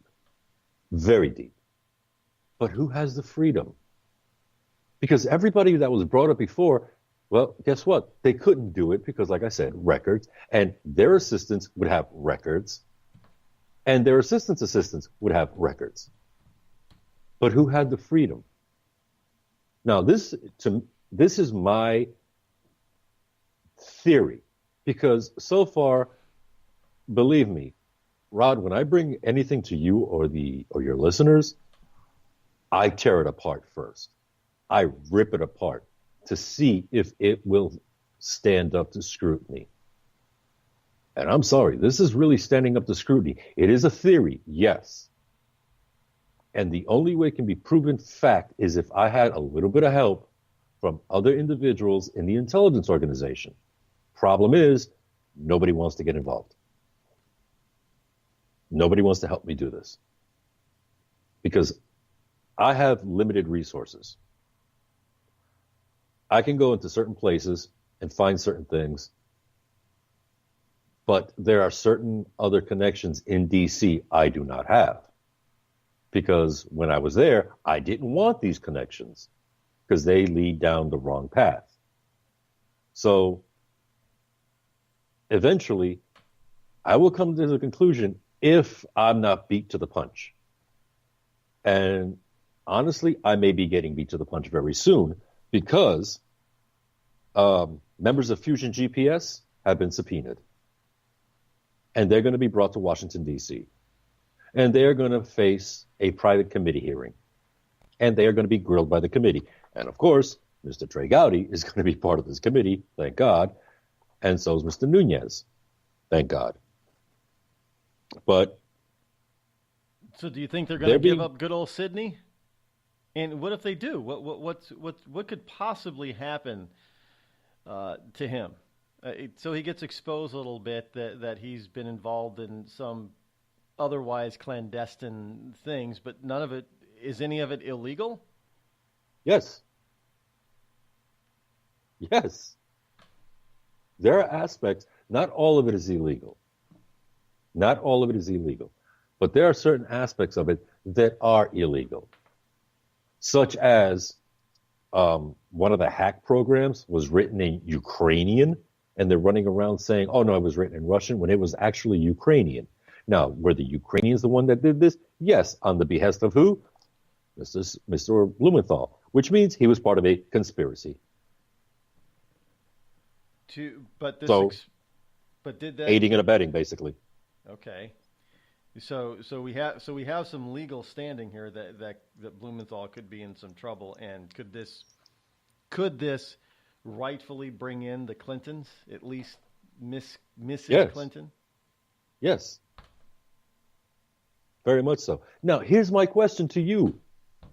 Here is the $1 million question. The 33,000 emails about birthdays and yogas and getting together for lunch that mysteriously disappeared because I'm sorry, I used to work out constantly, and I never sent 33,000 emails out about, hey, let's go to the gym. Never did that. I worked out since the age of, 14, because I played sports, all the way up to when I finally left the agency. And all those decades, my messages didn't add up to 33,000 emails, sorry to say. But the fact still remains is 33,000 emails are missing. What if in those 33,000 emails are communications of collusion? So there's a lot that Blumenthal knows. So do you think they're going to drag him into testifying, or do they think that's going to be a waste of time because he's not going to give anything up? Honestly, at this point in time, I have no idea where Mr. Blumenthal is. I don't know if they know where he is. I don't know if he's in the country, so I'm not going to speculate that he ran away or anything. I don't know about his whereabouts. But he just recently, his new book is coming out, and it's called Wrestling with His Angels, and it's about Abraham Lincoln. And, you know, he's an individual that has a head full of knowledge, and I'm pretty sure he's got documents to prove, of tons of documents. But he's probably has them on a thumb drive, which is much easier to erase than burning a pile of paper. But Mr. Blumenthal, like I told you before, I have taken this when it was a hypothesis, and I started tearing it apart, and I started looking at it different angles. And the last angle that I ended up with was, is this a conspiracy? Am I being paranoid? I have to ask myself that question every time. Am I being paranoid? Do I sound like a conspiracy theorist? And then I went back to something that proves that I'm not being paranoid. His involvement with the Clinton Foundation, and at the same time, getting classified information for Hillary Clinton when she was the Secretary of State. I go right back to that. If he did it once, he'll do it again and again and again and again. So he's hip deep in this, and the way he's been able to get around the scrutiny of everybody is obviously that he flew under the radar, which he's always been good at. I mean, even back during Bill Clinton's administration, he wasn't really in the forefront where a lot of other quote unquote advisors were. Exactly. So he's always been sort of clandestine. But yeah, pretty much.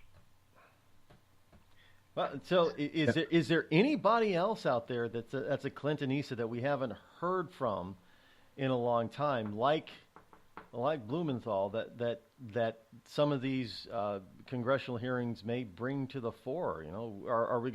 Should we expect to hear names that we haven't heard in a while besides Blumenthal? I did look at another name. Oh God, I can't remember his name. That crazy guy that does media work that jumped on board with the Clinton campaign after Steve Bannon came on to the Trump campaign. God, I forgot that guy's name too. Guy's a real whack job. Well, I thought of him. That narrows it down because they're all whack jobs on that side, but okay. In fact, if you give me a moment, I'll probably get it. I hope I can get it quick.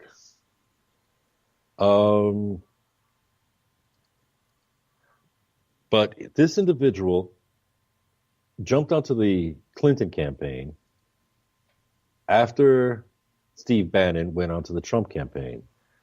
And, oh God, I can't find it right now. But David Brock, founded David Brock. Oh, yes, okay. I thought about David Brock. And here's a problem with David Brock. He worked for the Clinton campaign.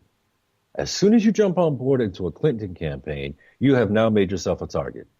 By making yourself a target, you will be scrutinized at any point because you're part of something that's massive.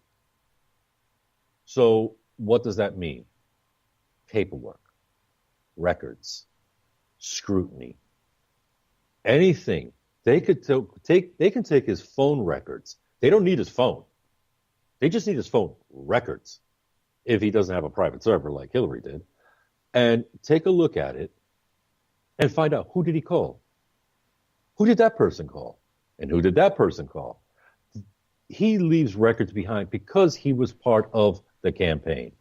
That makes him a target. Now, David Brock, I'd love to punch the guy in the throat.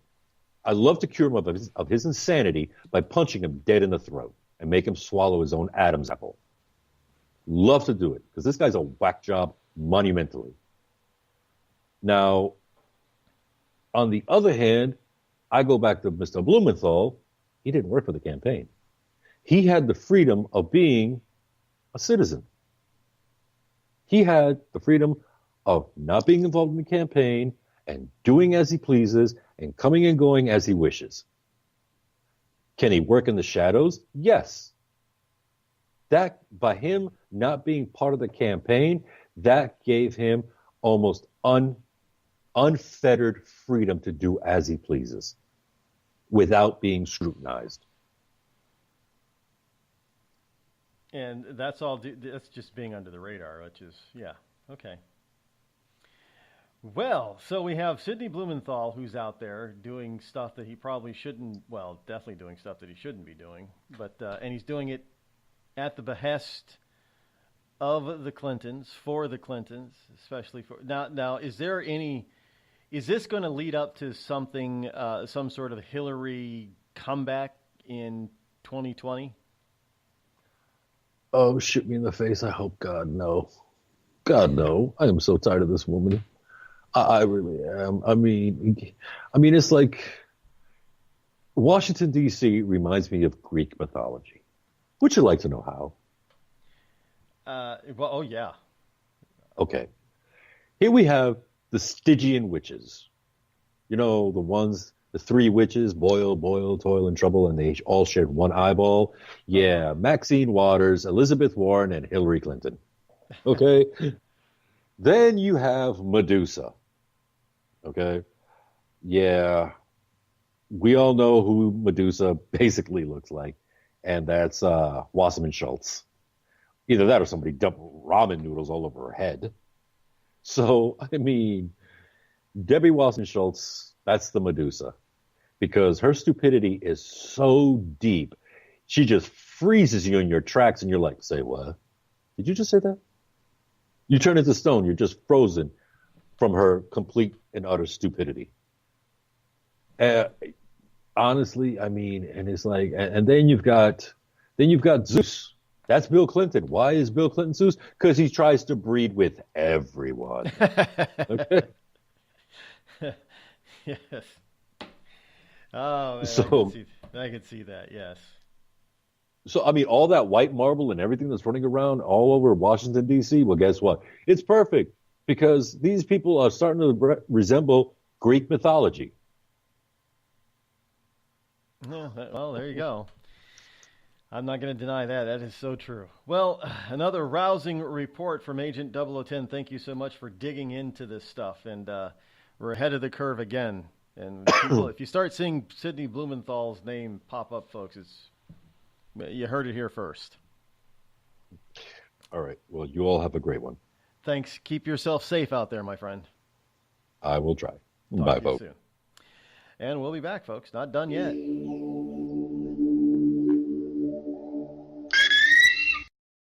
I'm not Rod Eccles, and I approve this message. A couple of weeks ago, a long-haired young person came into our bank and said, "I'll bet you're a Nazi." Well, I love America, support the Constitution, and believe in capitalism. So I told him I'm not a Nazi, and I'm not. So what happens? The punk breaks out 2 windows and pepper sprays an elderly woman in the face. You know, there's one thing about long-haired young people nowadays. They're real assholes. Long-haired young people, you suck. Give a man a fish and you feed him for a day. Sign him up for the Box of Bait Club and he'll never be hungry again. The Box of Bait Club is a brand new dream come true for every fisherman. Something new and different in your tackle box every month. Every month, another excuse to get outside and do what you love. Don't let this one get away. The The Box of Bait Club is currently accepting a limited number of pre-orders with subscriptions starting at $39.95 per month. Find out more now. Log on to boxofbaitclub.com.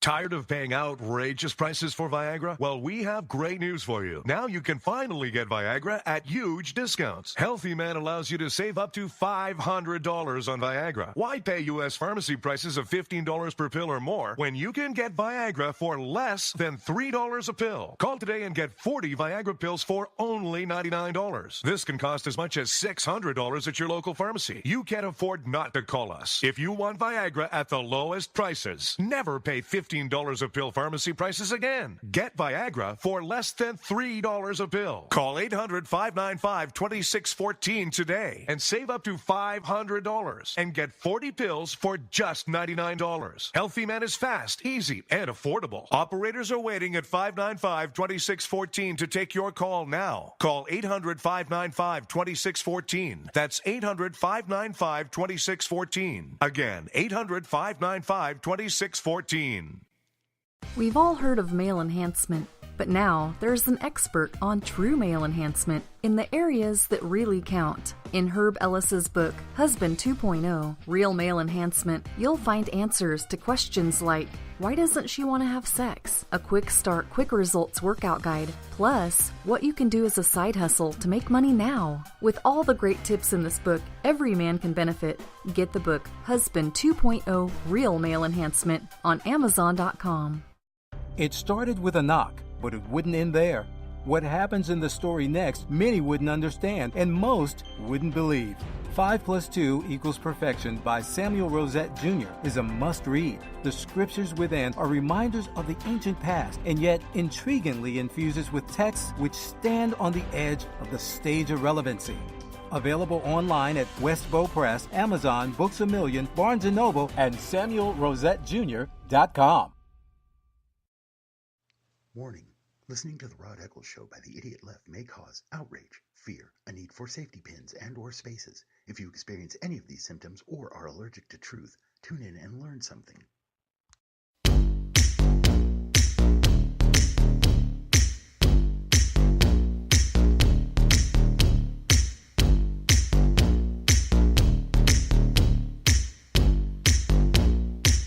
So now, if you rent a building, you have to be careful with your potentially objectionable materials because your landlord may not like it. Now, I get you don't own the building if you're renting it or leasing it, but is this going a little bit too far here?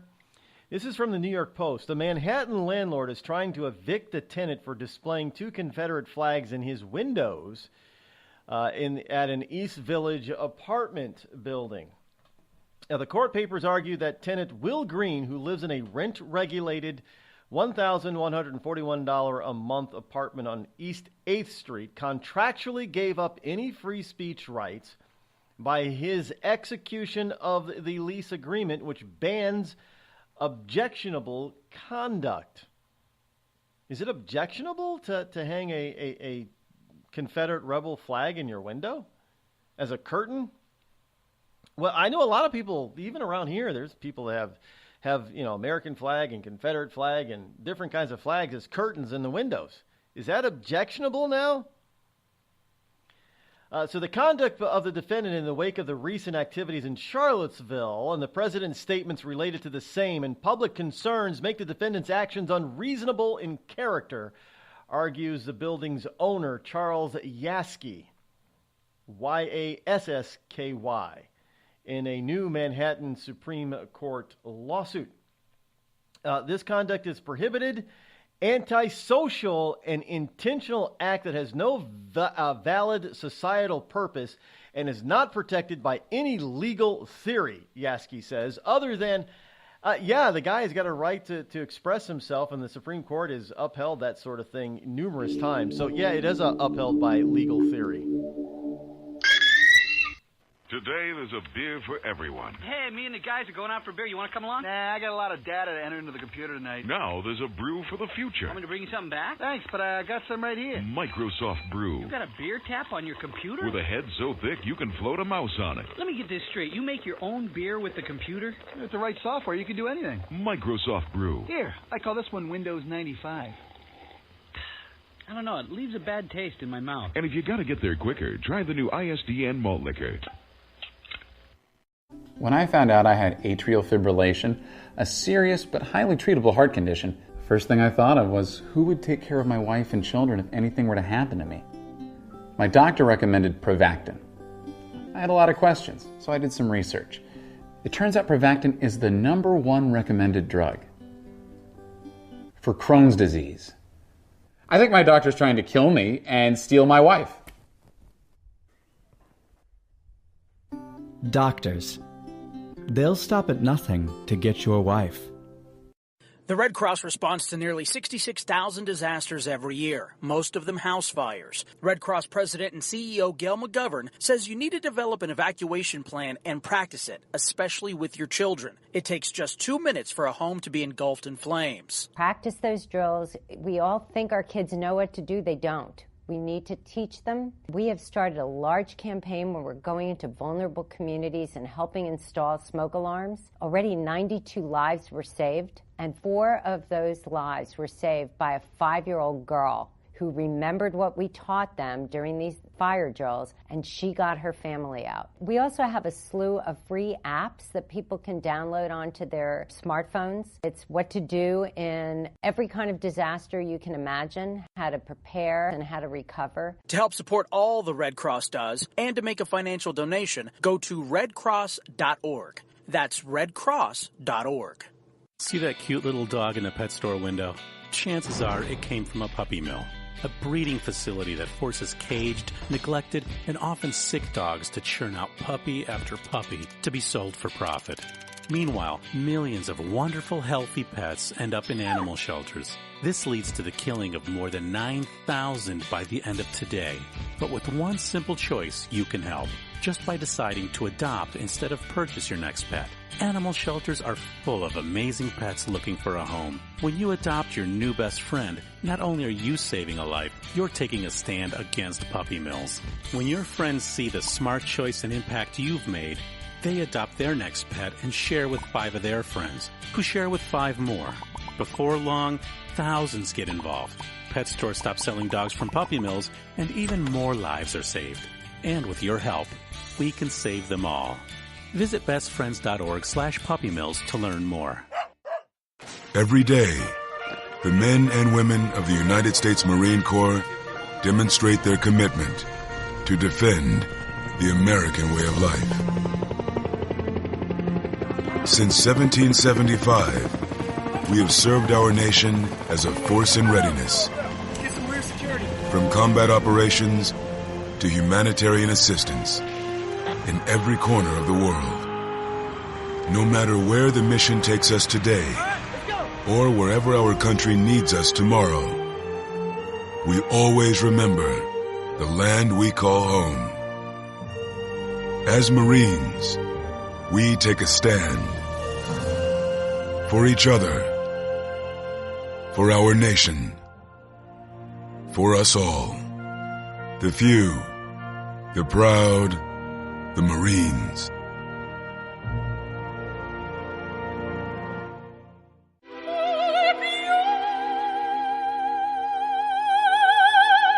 The human voice. It can be sweet as music, powerful as thunder, And so, my fellow Americans, cheerful as laughter. But for millions of people, it can also be a sign of COPD. This serious lung disease can make it so hard to breathe, you often can't catch a breath or finish a sentence, let alone carry a tune. And many who have COPD don't even know it. That's where your voice comes in. If you think you or a loved one have symptoms, talk with a healthcare provider.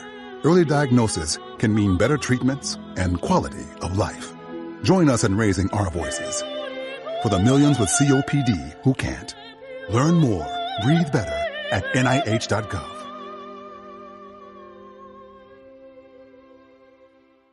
As a mother, you don't want to have to worry about this bill is coming, but then she needs this chemo. That's a decision you shouldn't have to make. It's a huge burden lifted financially, and so it allows you to give singular focus to your child. I've never known a hospital that takes care of their patients so thoroughly. That was the first thing I was like, how are we going to do this? When they told us that we didn't have to pay a single bill, I was like, wow. They pretty much have saved us. It's like the world has been lifted off of your shoulders, and now your focus is supporting this child. There is not another hospital like St. Jude. The patient care is unmatchable. It saved my life. It saved my daughter's life. It saved our family. St. Jude Children's Research Hospital. Finding cures, saving children. Learn more at stjude.org. On the battlefield, there's a saying America's military men and women live by. Never leave a fallen warrior behind. Ever. Off the battlefield, Wounded Warrior Project operates with the same goal. We leave no warrior behind. Wounded Warrior Project is a non-profit organization created to help our men and women returning home with the scars of war. Whether those scars are physical or mental, we're here to make sure that they heal. And whether it's helping those with post-traumatic stress disorder live a normal life again, or giving much-needed support to injured warriors in veterans' hospitals. Because no one deserves our help more than the men and women who risk their lives to keep us safe. Wounded Warrior Project. We never leave a fallen warrior behind. Ever. Learn more about what we do at woundedwarriorproject.org.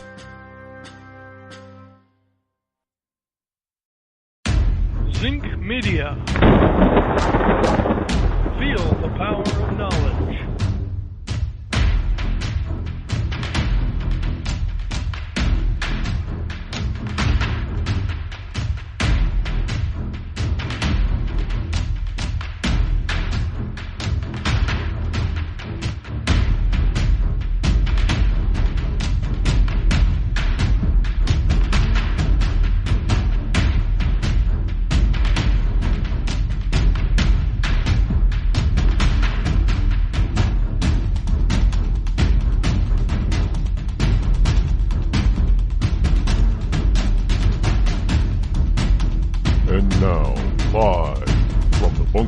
Studio located somewhere within the great granite state of New Hampshire is Rod Eccles.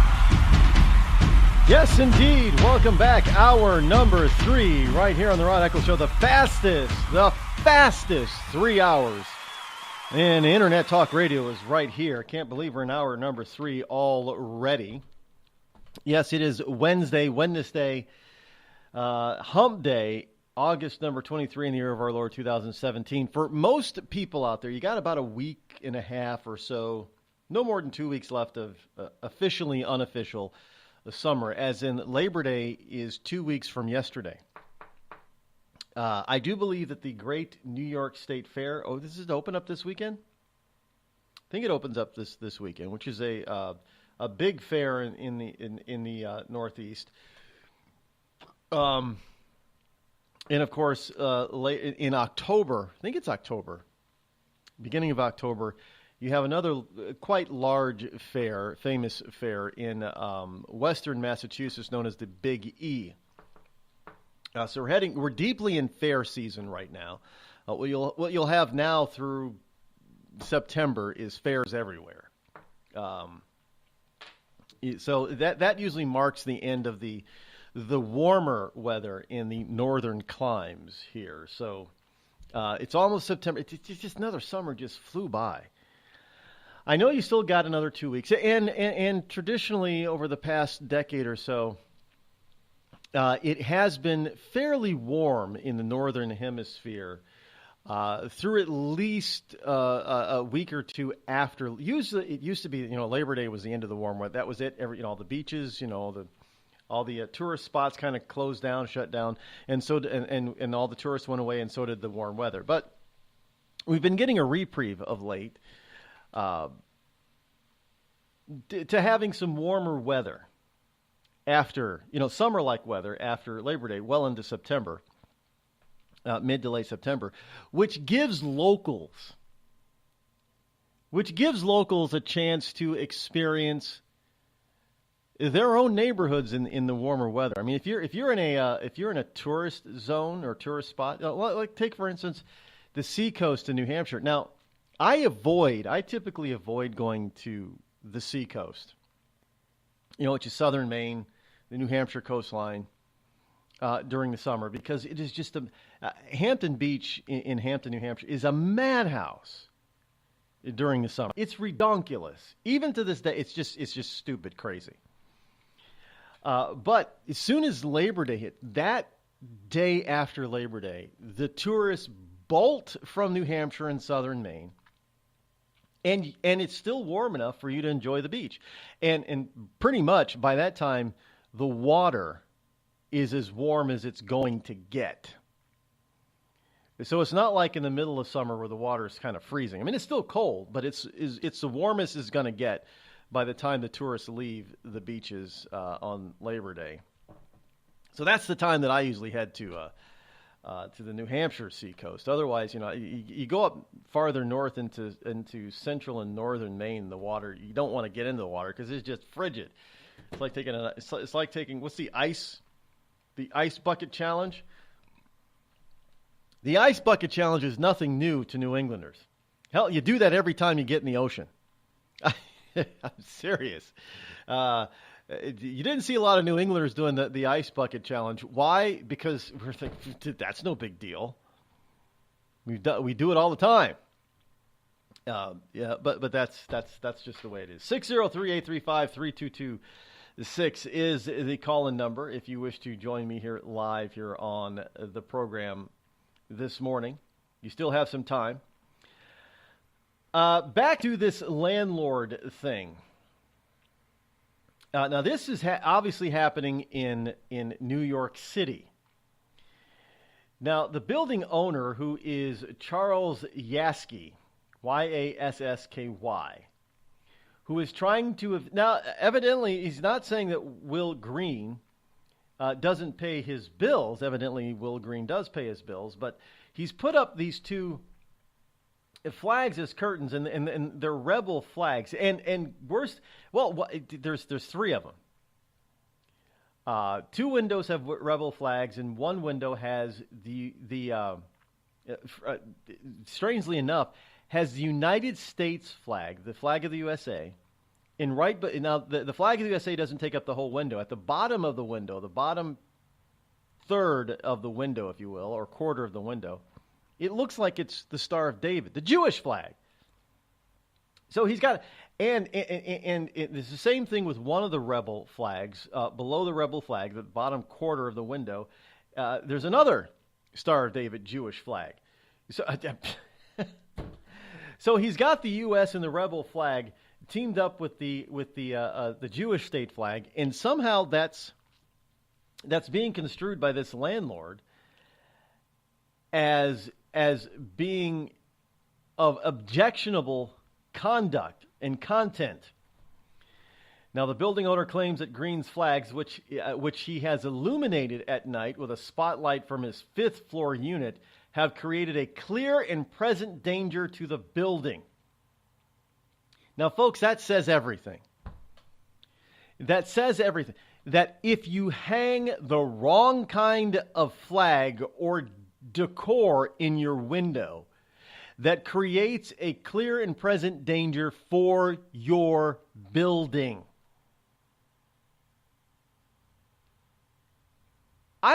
Since when are we supposed to be frightened of a bunch of millennials running around? Shouldn't the police take care of this?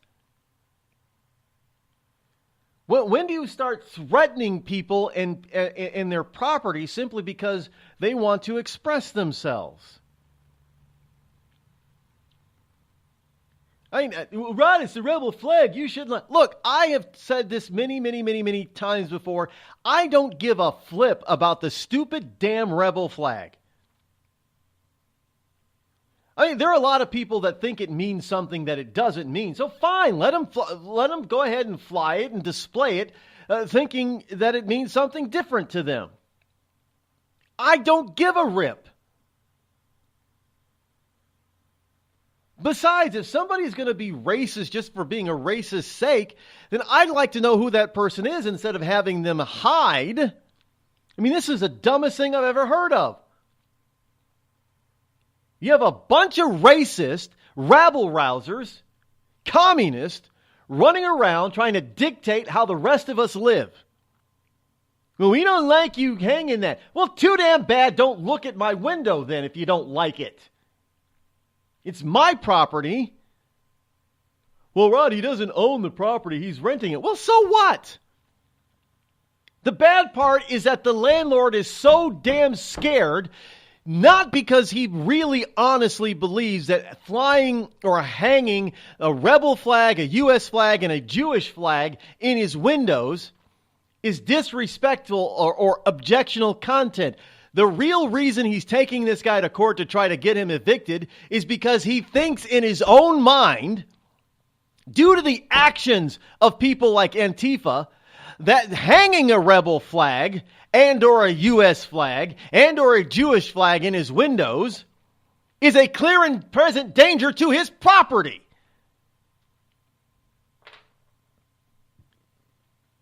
I mean, police have been patrolling the area for the past several days after protesters rallied outside the building and someone threw a rock through a window, according to the lawsuit. So this building owner really does believe that there is a clear and present danger to the safety of other tenants and to his own property, the building that he owns, simply because one of his peace-loving tenants on the top floor has displayed a rebel flag in the window. I thought we were living in the United States of America in 2017, not Nazi Germany in 1935.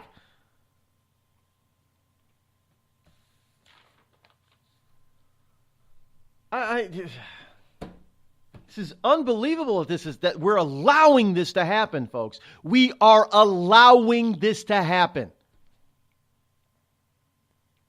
And you might be saying, well, Antifa and the Nazis, two leftist groups, are tearing themselves apart. No, they are not tearing themselves apart. They're ripping this entire nation to shreds. And now, and they're proving it. You got to take down, Confederate monuments now because, that's just for whatever reason, you don't want to give them props at all. And hey, let's not stop there. Let's rethink George Washington and Thomas Jefferson and some of our other founders who owned slaves. We shouldn't be celebrating them. Oh, and let's not stop there. Even though everybody knows that Christopher Columbus didn't actually discover America, he's the one that opened America from, the West from the East. He's responsible for the beginnings of all the genocide that happened in the Western Hemisphere. We cannot honor somebody who was actually lost when he stumbled upon the Caribbean, which led to the death of thousands and millions of indigenous native peoples. So let's go back to 1492 and erase history. 500 or 600 years of history, not gone because it offends me. Hey, look what they did in Baltimore. An obelisk, a monument to Christopher Columbus that stood for almost as long as this country's been a country, was destroyed overnight because somebody from Antifa didn't like Christopher Columbus anymore. So instead of talking about it, instead of saying, well, maybe we should, do something different with the monument, put an additional plaque there, put some other monuments around it. No. He just decided that he was going to take it down himself. It stood for 225 years. And this jackass just decided because he was offended that it needed to go. So we need to rewrite American history going all the way back to 1492 so we don't offend anybody on the left. Because God forbid you offend somebody, they're going to throw a brick through your window.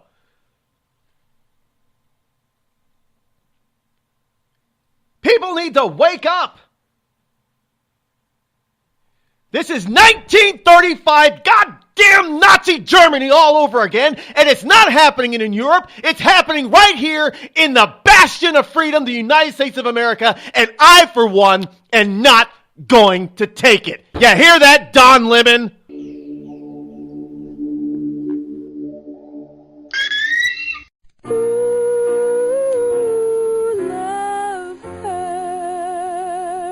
Yes, love hurts. It can hurt emotionally, but more important, it can also hurt you physically. It can hurt you in a way which nobody who owns a hot tub and lives in California can afford to be unaware of. Yes, I'm talking about California hot tub rectal gonorrhea. This painful, incurable disease can make an enjoyable soak in a hot tub with family, friends, and dog into a literally unforgettable experience. If you catch California hot tub rectal gonorrhea, not only will you walk around feeling like you're about to pass a twisted sardine can lid, you'll also smell like a pile of burning tractor tires. So don't jump out of the frying pan and into the hot tub, because if you get California hot tub rectal gonorrhea, it'll really burn your ass. This has been a public service message brought to you by the Citizens Against CHTRG Foundation. California hot tub rectal gonorrhea. We're not going to take it sitting down. Tired of paying outrageous prices for Viagra? Well, we have great news for you. Now you can finally get Viagra at huge discounts. Healthy Man allows you to save up to $500 on Viagra. Why pay U.S. pharmacy prices of $15 per pill or more when you can get Viagra for less than $3 a pill? Call today and get 40 Viagra pills for only $99. This can cost as much as $600 at your local pharmacy. You can't afford not to call us. If you want Viagra at the lowest prices, never pay $15 a pill pharmacy prices again. Get Viagra for less than $3 a pill. Call 800-595-2614 today and save up to $500 and get 40 pills for just $99. Healthy Man is fast, easy, and affordable. Operators are waiting at 595-2614 to take your call now. Call 800-595-2614. That's 800-595-2614. Again, 800-595-2614. It started with a knock, but it wouldn't end there. What happens in the story next, many wouldn't understand, and most wouldn't believe. 5 + 2 = Perfection by Samuel Rosette Jr. is a must-read. The scriptures within are reminders of the ancient past, and yet intriguingly infuses with texts which stand on the edge of the stage of relevancy. Available online at Westbow Press, Amazon, Books A Million, Barnes & Noble, and SamuelRosetteJr.com. We've all heard of male enhancement, but now there's an expert on true male enhancement in the areas that really count. In Herb Ellis's book, Husband 2.0, Real Male Enhancement, you'll find answers to questions like, why doesn't she want to have sex? A quick start, quick results workout guide, plus what you can do as a side hustle to make money now. With all the great tips in this book, every man can benefit. Get the book, Husband 2.0, Real Male Enhancement, on Amazon.com.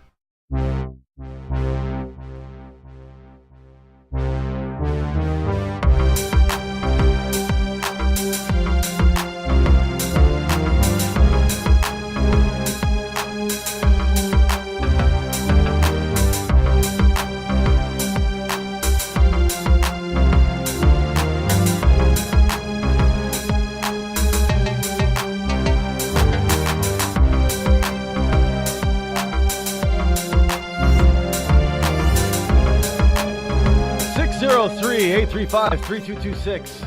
You know the sad part about all of this in New York City of all places, in the U.S. of A. The sad part is that you have some the other tenants. Now, here's the deal: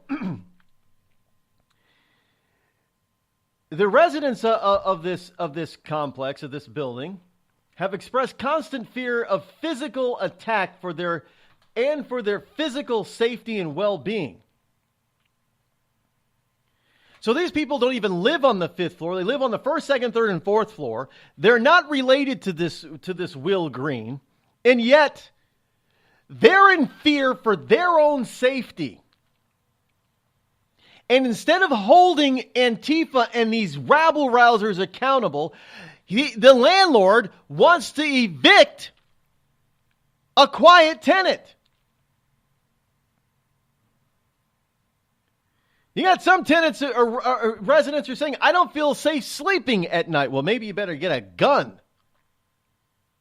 Are guns still legal to have in New York City? I don't know. With the wonderful DeBlusterous over there, he may have made it more illegal.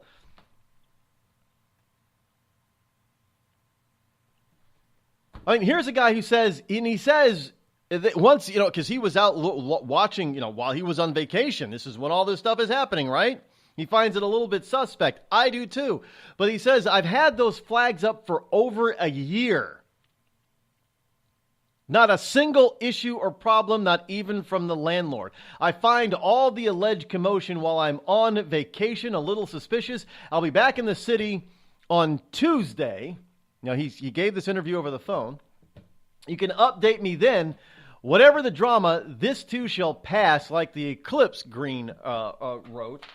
And here, now, he's had these flags up for over a year. Well, Julian Assange is asking the very pertinent question. He's not the only one. Why is it, under Clinton, W. Bush, and Obama, we've had all of this stuff, all the monuments, people flying the rebel flag and using it as curtains for their windows and flying it on their cars and their trucks. It wasn't offensive to people then. Now that Donald Trump is president, all of a sudden, all of this Confederate stuff in the history of America is all of a sudden offensive to people? It's a little suspicious. Would these people find these Confederate statues and monuments and Christopher Columbus and the founders of this country, would they find them offensive if Hillary Clinton were the POTUS today instead of Donald Trump? Of course not. Don't miss the reason behind all this stuff, folks. And don't forget the fact who is behind it. Most of these Antifa type of people are being paid to be rabble-rousers by groups that are sponsored by and paid for it by and supported financially by George Soros and his buddies. That's not a conspiracy theory. That's a damn fact. Our country has been is being taken down a road by a foreigner. It's been taken down the road of destruction, of internal destruction, by a foreigner. Oh, he's a citizen. No, bullshit, he's a citizen. George Soros is not a citizen if this is what he is going to do to this country. He's not an American.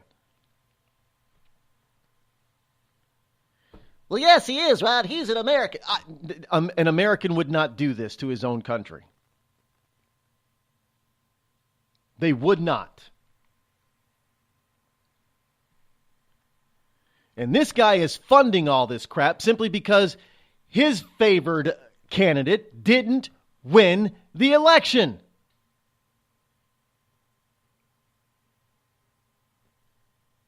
So now all of a sudden, all of this stuff is now offensive. What happens in 2020 if you get a Democrat that wins back the White House? Is all this, I guarantee you, all this Antifa stuff, all this neo-Nazi stuff, all this Black Lives Matter stuff, all of this stuff is going to fade away. Or it's going to be redirected, at least. I mean, well, because Black Lives Matter was around when Obama was in office. But, hey, Obama didn't do anything to stop it, right? He said, hey, these people, they're upset. They have a right to be upset.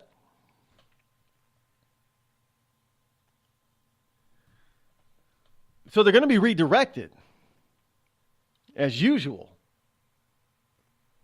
But their focus isn't going to be to take, well, by then they'll probably have all the Confederate monuments taken down in history books, rewritten to express the fact that, yeah, it was those damn Yankees, those Republicans were responsible for all that racist stuff. Rod, we're gonna tell the truth about American history.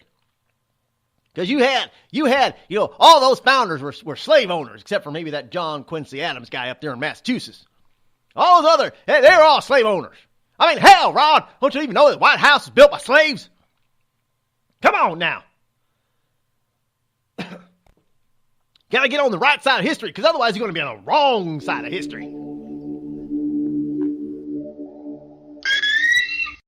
The Red Cross responds to nearly 66,000 disasters every year, most of them house fires. Red Cross President and CEO Gail McGovern says you need to develop an evacuation plan and practice it, especially with your children. It takes just 2 minutes for a home to be engulfed in flames. Practice those drills. We all think our kids know what to do. They don't. We need to teach them. We have started a large campaign where we're going into vulnerable communities and helping install smoke alarms. Already 92 lives were saved, and 4 of those lives were saved by a 5-year-old girl who remembered what we taught them during these fire drills, and she got her family out. We also have a slew of free apps that people can download onto their smartphones. It's what to do in every kind of disaster you can imagine, how to prepare and how to recover. To help support all the Red Cross does and to make a financial donation, go to redcross.org. That's redcross.org. I'm just so happy my father had a chance to see his kids before he passed. I just want to say thank you. When her father fell ill, the American Red Cross was able to help get Veronica's brother home from the Navy to speak to his father one last time. It's thanks to your donations that we can connect military families when they need it most. Please donate today at redcross.org. It's Thursday night, and you're grabbing drinks with some friends. Started off with a pitcher for the table, which quickly becomes 2. There's pool.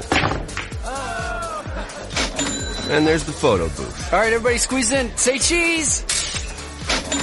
Followed naturally by an order of wings. And another. Can we get some extra ranch sauce? Then there's the ceremonial nightcap. So what are we doing this weekend? And lastly, it's back to the car, which, if you're buzzed,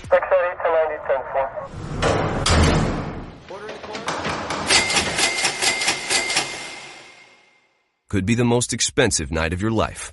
Getting pulled over for buzz driving could cost you around $10,000 in fines, legal fees, and increased insurance rates.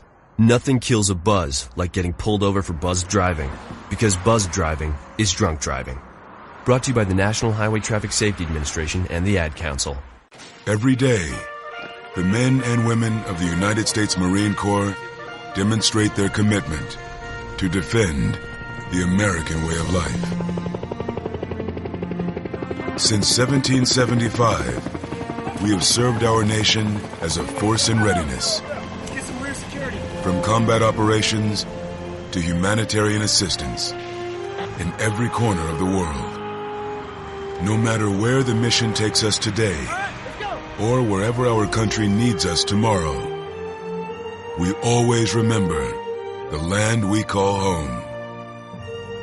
As Marines, we take a stand for each other, for our nation, for us all, the few, the proud, the Marines.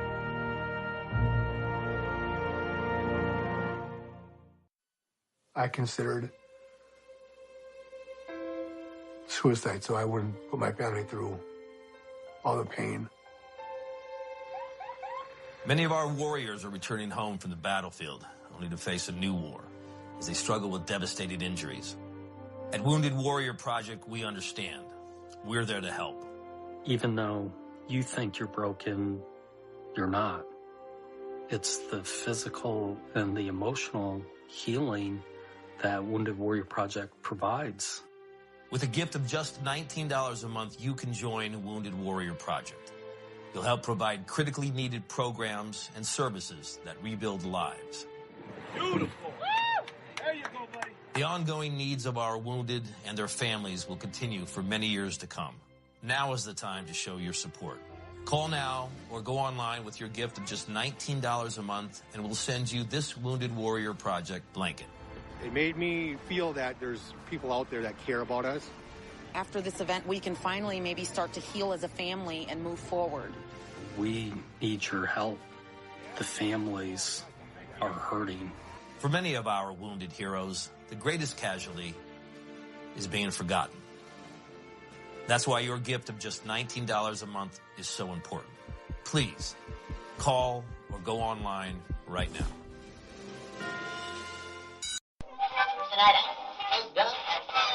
This is Free America broadcasting on the Rod Eccles Show with a message to all patriots trapped behind the lines in California, New York, Boston, and Chicago. Don't give up, true lovers of America. Even as we speak, moves are being made to drive the invaders back to the land from which they came. Defeat the would-be dictators and lift the chains of tyranny from around your neck. Stay strong. Stay brave. You're not forgotten, and you're not alone. Until next time, patriots, this is Free America signing out. Bring the rain.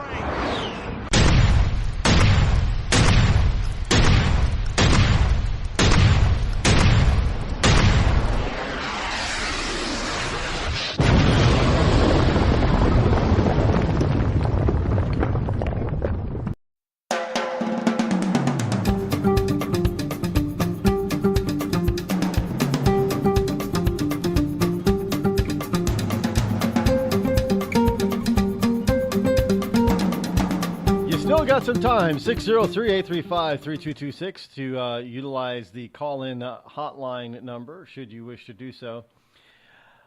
Moving on past the stupidity that is happening in New York City because some guy put up a bunch of flags in his windows that he's had up there for over a year, and now all of a sudden it's offensive. There's something else that really is offensive. One of the wealthiest states in the Union is on the verge of being insolvent. I kid you not. The state of Connecticut, which is a home to lots and lots of billionaires, hedge fund billionaires, also is a state that is mired with and dotted with a bunch of cities that are filled with poverty. Now, the state of Connecticut has gone nearly 2 months without a budget.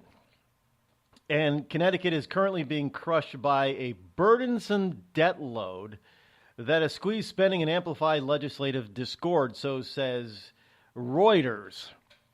Now, understand, Connecticut is a liberal bastion in New England. It's a lot like Massachusetts, and it's right next to New York City.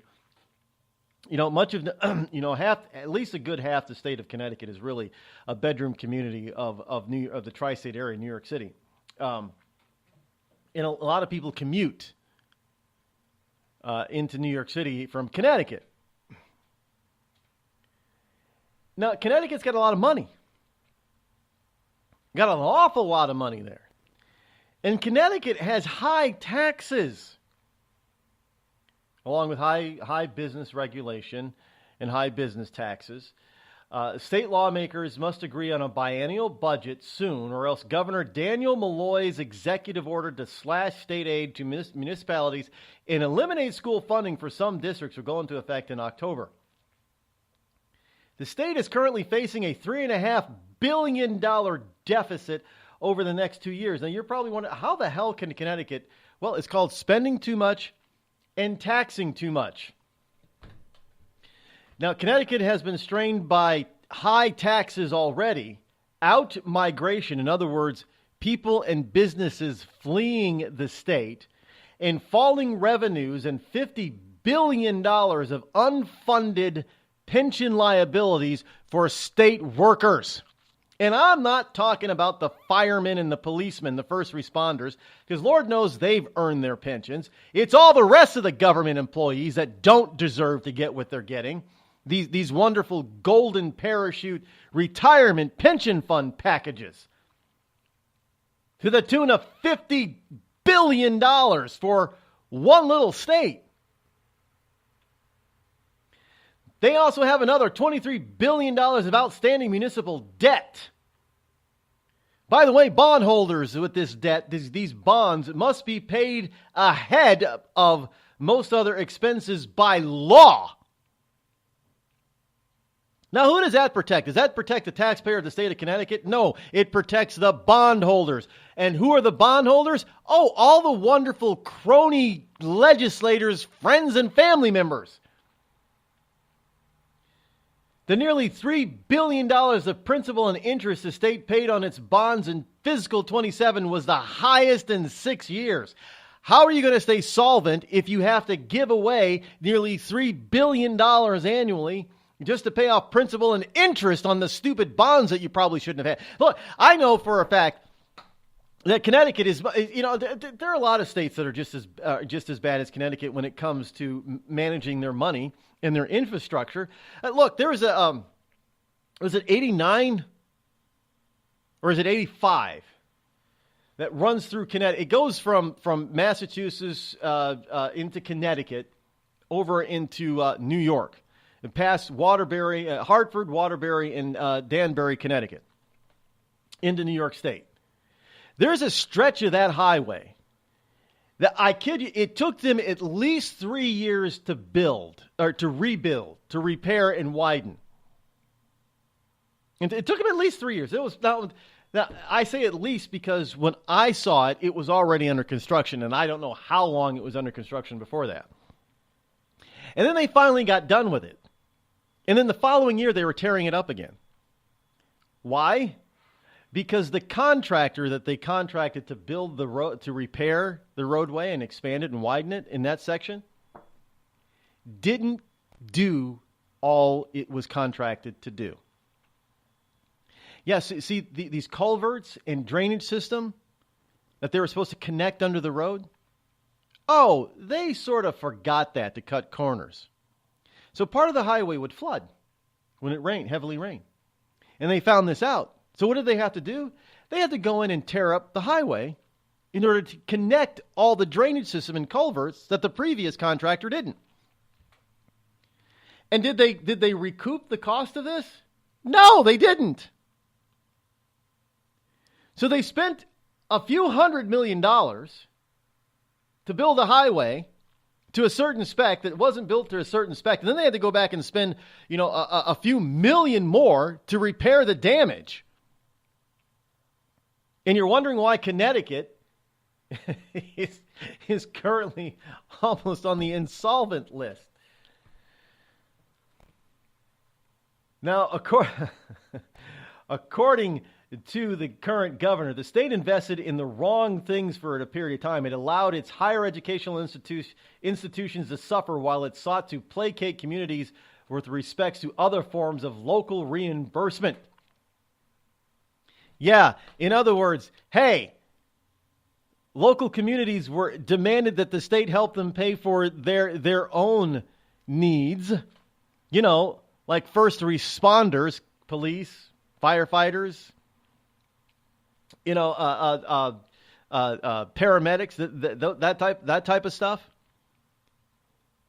But I guess according to Malloy, investing in colleges was the better way to go, right? Not your local schools. No, not your elementary, middle, and high schools. No, higher educational institutions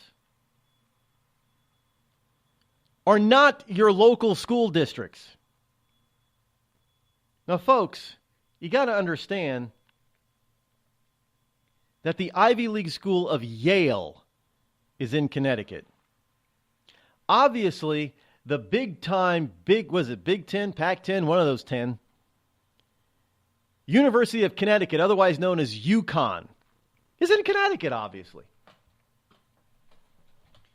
So that's where they failed to make the proper investment? Well, no wonder the state is in trouble. They can't hold a road builder accountable for screwing up a road that costs hundreds of millions of dollars. And they got themselves, you got yourselves caught by agreeing to spend $50 billion annually in pension fund liabilities. I mean, the state of Connecticut is one of those states that's on the verge of flipping, where they have more people in retirement than they actually have working, as far as, on the pension fund and the government. I mean, there are a lot of states that had to change their pension plans. Wisconsin was one, because it was getting too damn expensive, and it was getting to the point where people were living longer, for one, but two, they were still able to retire at a ridiculously young age. Can you imagine getting your full pension at the age of 45? Let me ask you something. If you're getting, and pensions, along with other retirement accounts, other than Social Security, these people were earning, close to 90 to 100% of their active year's salary. Now, let's face it. Even if you're only getting 75, if you get 75% of your former salary, aren't you going to retire and then do something else? I mean, think about it. You're a teacher. You hit 45 years old because you've taught for 20 years now. Started, you graduated, you got a job at 25, now you're 45, and you're going to get at least 75% of your your last annual salary as your pension. So of course you're going to retire. And you're going to, I'm going to start a bakery or do something I really want to do. Second career, while you're still collecting the pension. I mean, it's insane. If only our military got that much in their pension. They don't, by the way. They put their lives on the line. Now, if you're a cop and you work for 20 or 30 years, okay, that might be fine. But every other state and local municipality employee gets in on the same deal? I don't think so. And now you're looking at many states that are running into the problem where they were actually having to fund pensions to the tune of having more people in retirement withdrawing from the pension fund than people who were still working for the state. Connecticut is one of those on that tipping point, to the tune of $50 billion a year. And Connecticut was one of those stupid states that kept raising taxes on the individual and businesses to a point where the businesses said, you know what? It is too costly to do business to stay here in this state. It's too easy to move to New York, Massachusetts, or Rhode Island, just across the board. That's pretty bad when it's cheaper to move your operations to the state of Massachusetts, I should say Commonwealth, than it is to stay in Connecticut, because your tax rate in Connecticut is so damn high and regulation is so damn high. Now, I don't know, if I were the Commonwealth of Massachusetts, especially in the western part of the state, like Springfield, Mass., I'd be enticing companies and businesses that are headquartered in and around Hartford, Connecticut, to move to Springfield in a heartbeat. All they could do is help the area, both unemployment-wise, lower the unemployment rate and bring in revenue and dollars, and they can spruce up the Springfield and the surrounding area communities like Chicopee and Chicopee Falls and Holyoke and all that kind of stuff. Notice how Massachusetts isn't really doing that, though. Oh, I guess you can't really, you don't want to kick a high-tax state when they're down because, hey, at some point in time you might be down too. And you're not going to want Connecticut to kick your western half of your state while it's down.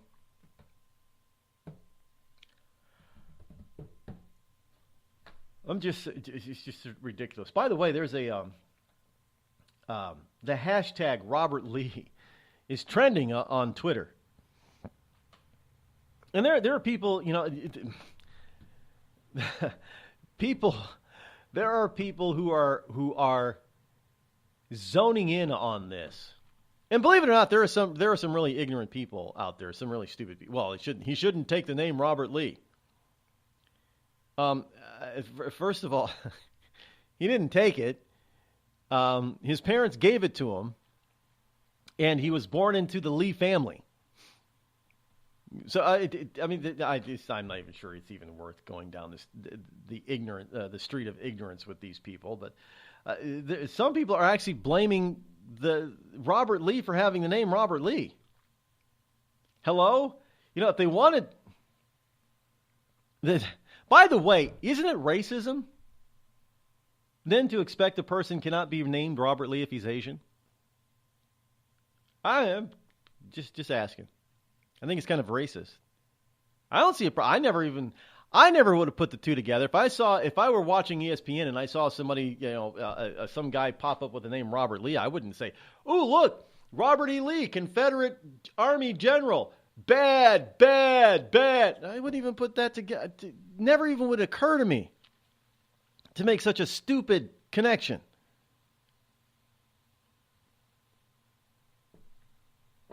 Never would have occurred to me. I guess it occurs to some people. What a joke all this stuff is. This is how phony and ridiculous this stuff is. None of it makes any sense, and it's not designed to make any sense. It's just designed to operate off of touchy-feely stuff, which means absolutely nothing, because at the end of the day, the guy's not changing his name. But simply because his parents named him Robert and his last name is Lee, now he's threatened with losing his job? The man is Asian, not a European white guy.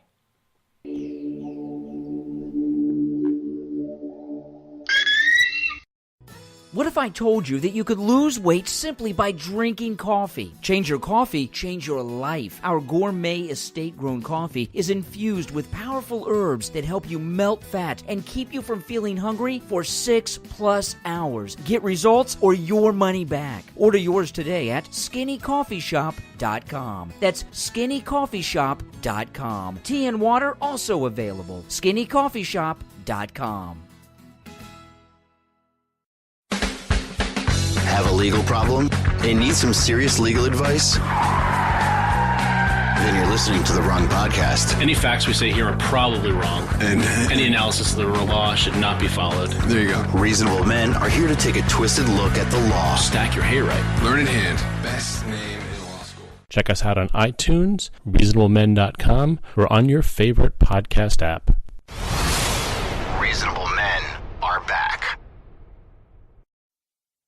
Tired of paying outrageous prices for Viagra? Well, we have great news for you. Now you can finally get Viagra at huge discounts. Healthy Man allows you to save up to $500 on Viagra. Why pay U.S. pharmacy prices of $15 per pill or more when you can get Viagra for less than $3 a pill? Call today and get 40 Viagra pills for only $99. This can cost as much as $600 at your local pharmacy. You can't afford not to call us. If you want Viagra at the lowest prices, never pay $15 a pill pharmacy prices again. Get Viagra for less than $3 a pill. Call 800-595-2614 today and save up to $500 and get 40 pills for just $99. Healthy Man is fast, easy, and affordable. Operators are waiting at 595-2614 to take your call now. Call 800-595-2614. That's 800-595-2614. Again, 800-595-2614.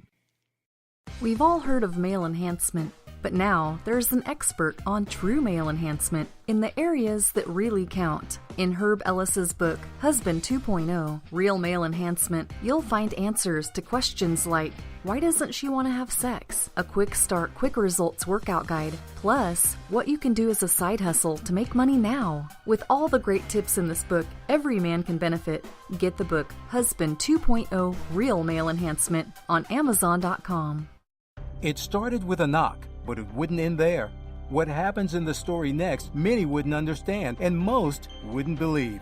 5 + 2 = Perfection by Samuel Rosette Jr. is a must-read. The scriptures within are reminders of the ancient past, and yet intriguingly infuses with texts which stand on the edge of the stage of relevancy.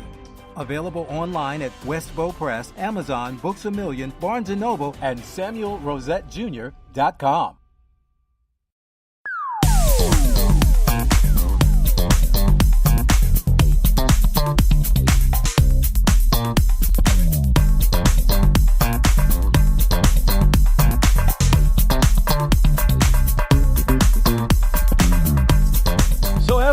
Out there in Californication, California, there is a state legislator, a senator, who wants to waste the taxpayers' money out there. Yes, he wants to spend money where there doesn't need to be spent any money. California State President pro tempore Kevin DeLeon. Yes, Kevin DeLeon, DeLeon. I guess DeLeon, as in Ponce de Leon, but Kevin DeLeon. He grandstanded to colleagues yesterday. He wanted to have a series of public hearings to make sure California is adequately prepared for Nazi rallies. Oh yeah, not be adequately prepared for Antifa rallies that incurred some $100 million in damage in Berkeley. But he says we've already seen this repugnant ideology rear its ugly head on our own college campuses. Well, that was due to Antifa, not to be honest, not any neo-Nazi thing. But this guy goes on and on and on. He went on and on and on in the California State Chambers, but ignoring the political violence on his favored status like Antifa. And even at a point blaming other people for what Antifa did. Yeah, Berkeley was not Antifa's fault. That was the neo-Nazis, I guess, according to Mr. Kevin DeLeon. And he says, if I had to say who started it, all this commotion, and who didn't, I'd say the permitted group didn't start it. He said California Highway Patrol Officer George Granada, spokesman for the Protective Services Division. They came into the grounds and were met almost instantly with a group of protesters there not to talk. So now the permitted group, for those wondering, was a Traditional Workers' Party, which openly admits to supporting National Socialism, a.k.a. Nazism. Their philosophy is completely exacerbable, but at least the loathsome Neanderthals ask for permits. As for the Antifas, who are inexorable and as exasperable and Neanderthalic as the Nazis, who are Ratsies actually, they didn't have a permit, and they showed up to stop the rally that the Nazis were having, and thus created the problem, which Kevin DeLeon totally ignores. Well, that's typical of the left. Only go ahead and do what you agree with. And finally today we have in Rockland County, according to the Sacramento CBS station out there in Rockland County, the Academy School Board is facing tough questions from parents concerned over a controversial incident involving transgender discussions inside kindergarten class. Again, this is stuff you can't make up, folks. The parents feel betrayed by the school district that they were not notified. The incident happened earlier this summer during the last few days of the academic school year. So at the end of the school year, you had them slipping in some transgendered education to a kindergarten class without notifying the parent. What the hell do kindergartners need to know about transgenderism for? They're not going to understand it. They're trying to indoctrinate them early. This is just ridiculous stuff. Unbelievable, folks. Unbelievable. Well, we're out of time for today. We will be back here tomorrow for Thursday's edition of the program, which is also Military Tribute Thursday, so don't miss it. Be here for that. Till then, have a wonderful hump day afternoon. Enjoy what's left of your summer. We'll see you in 21 hours. Thanks for tuning in. I'm Rod Eccles. I'm out.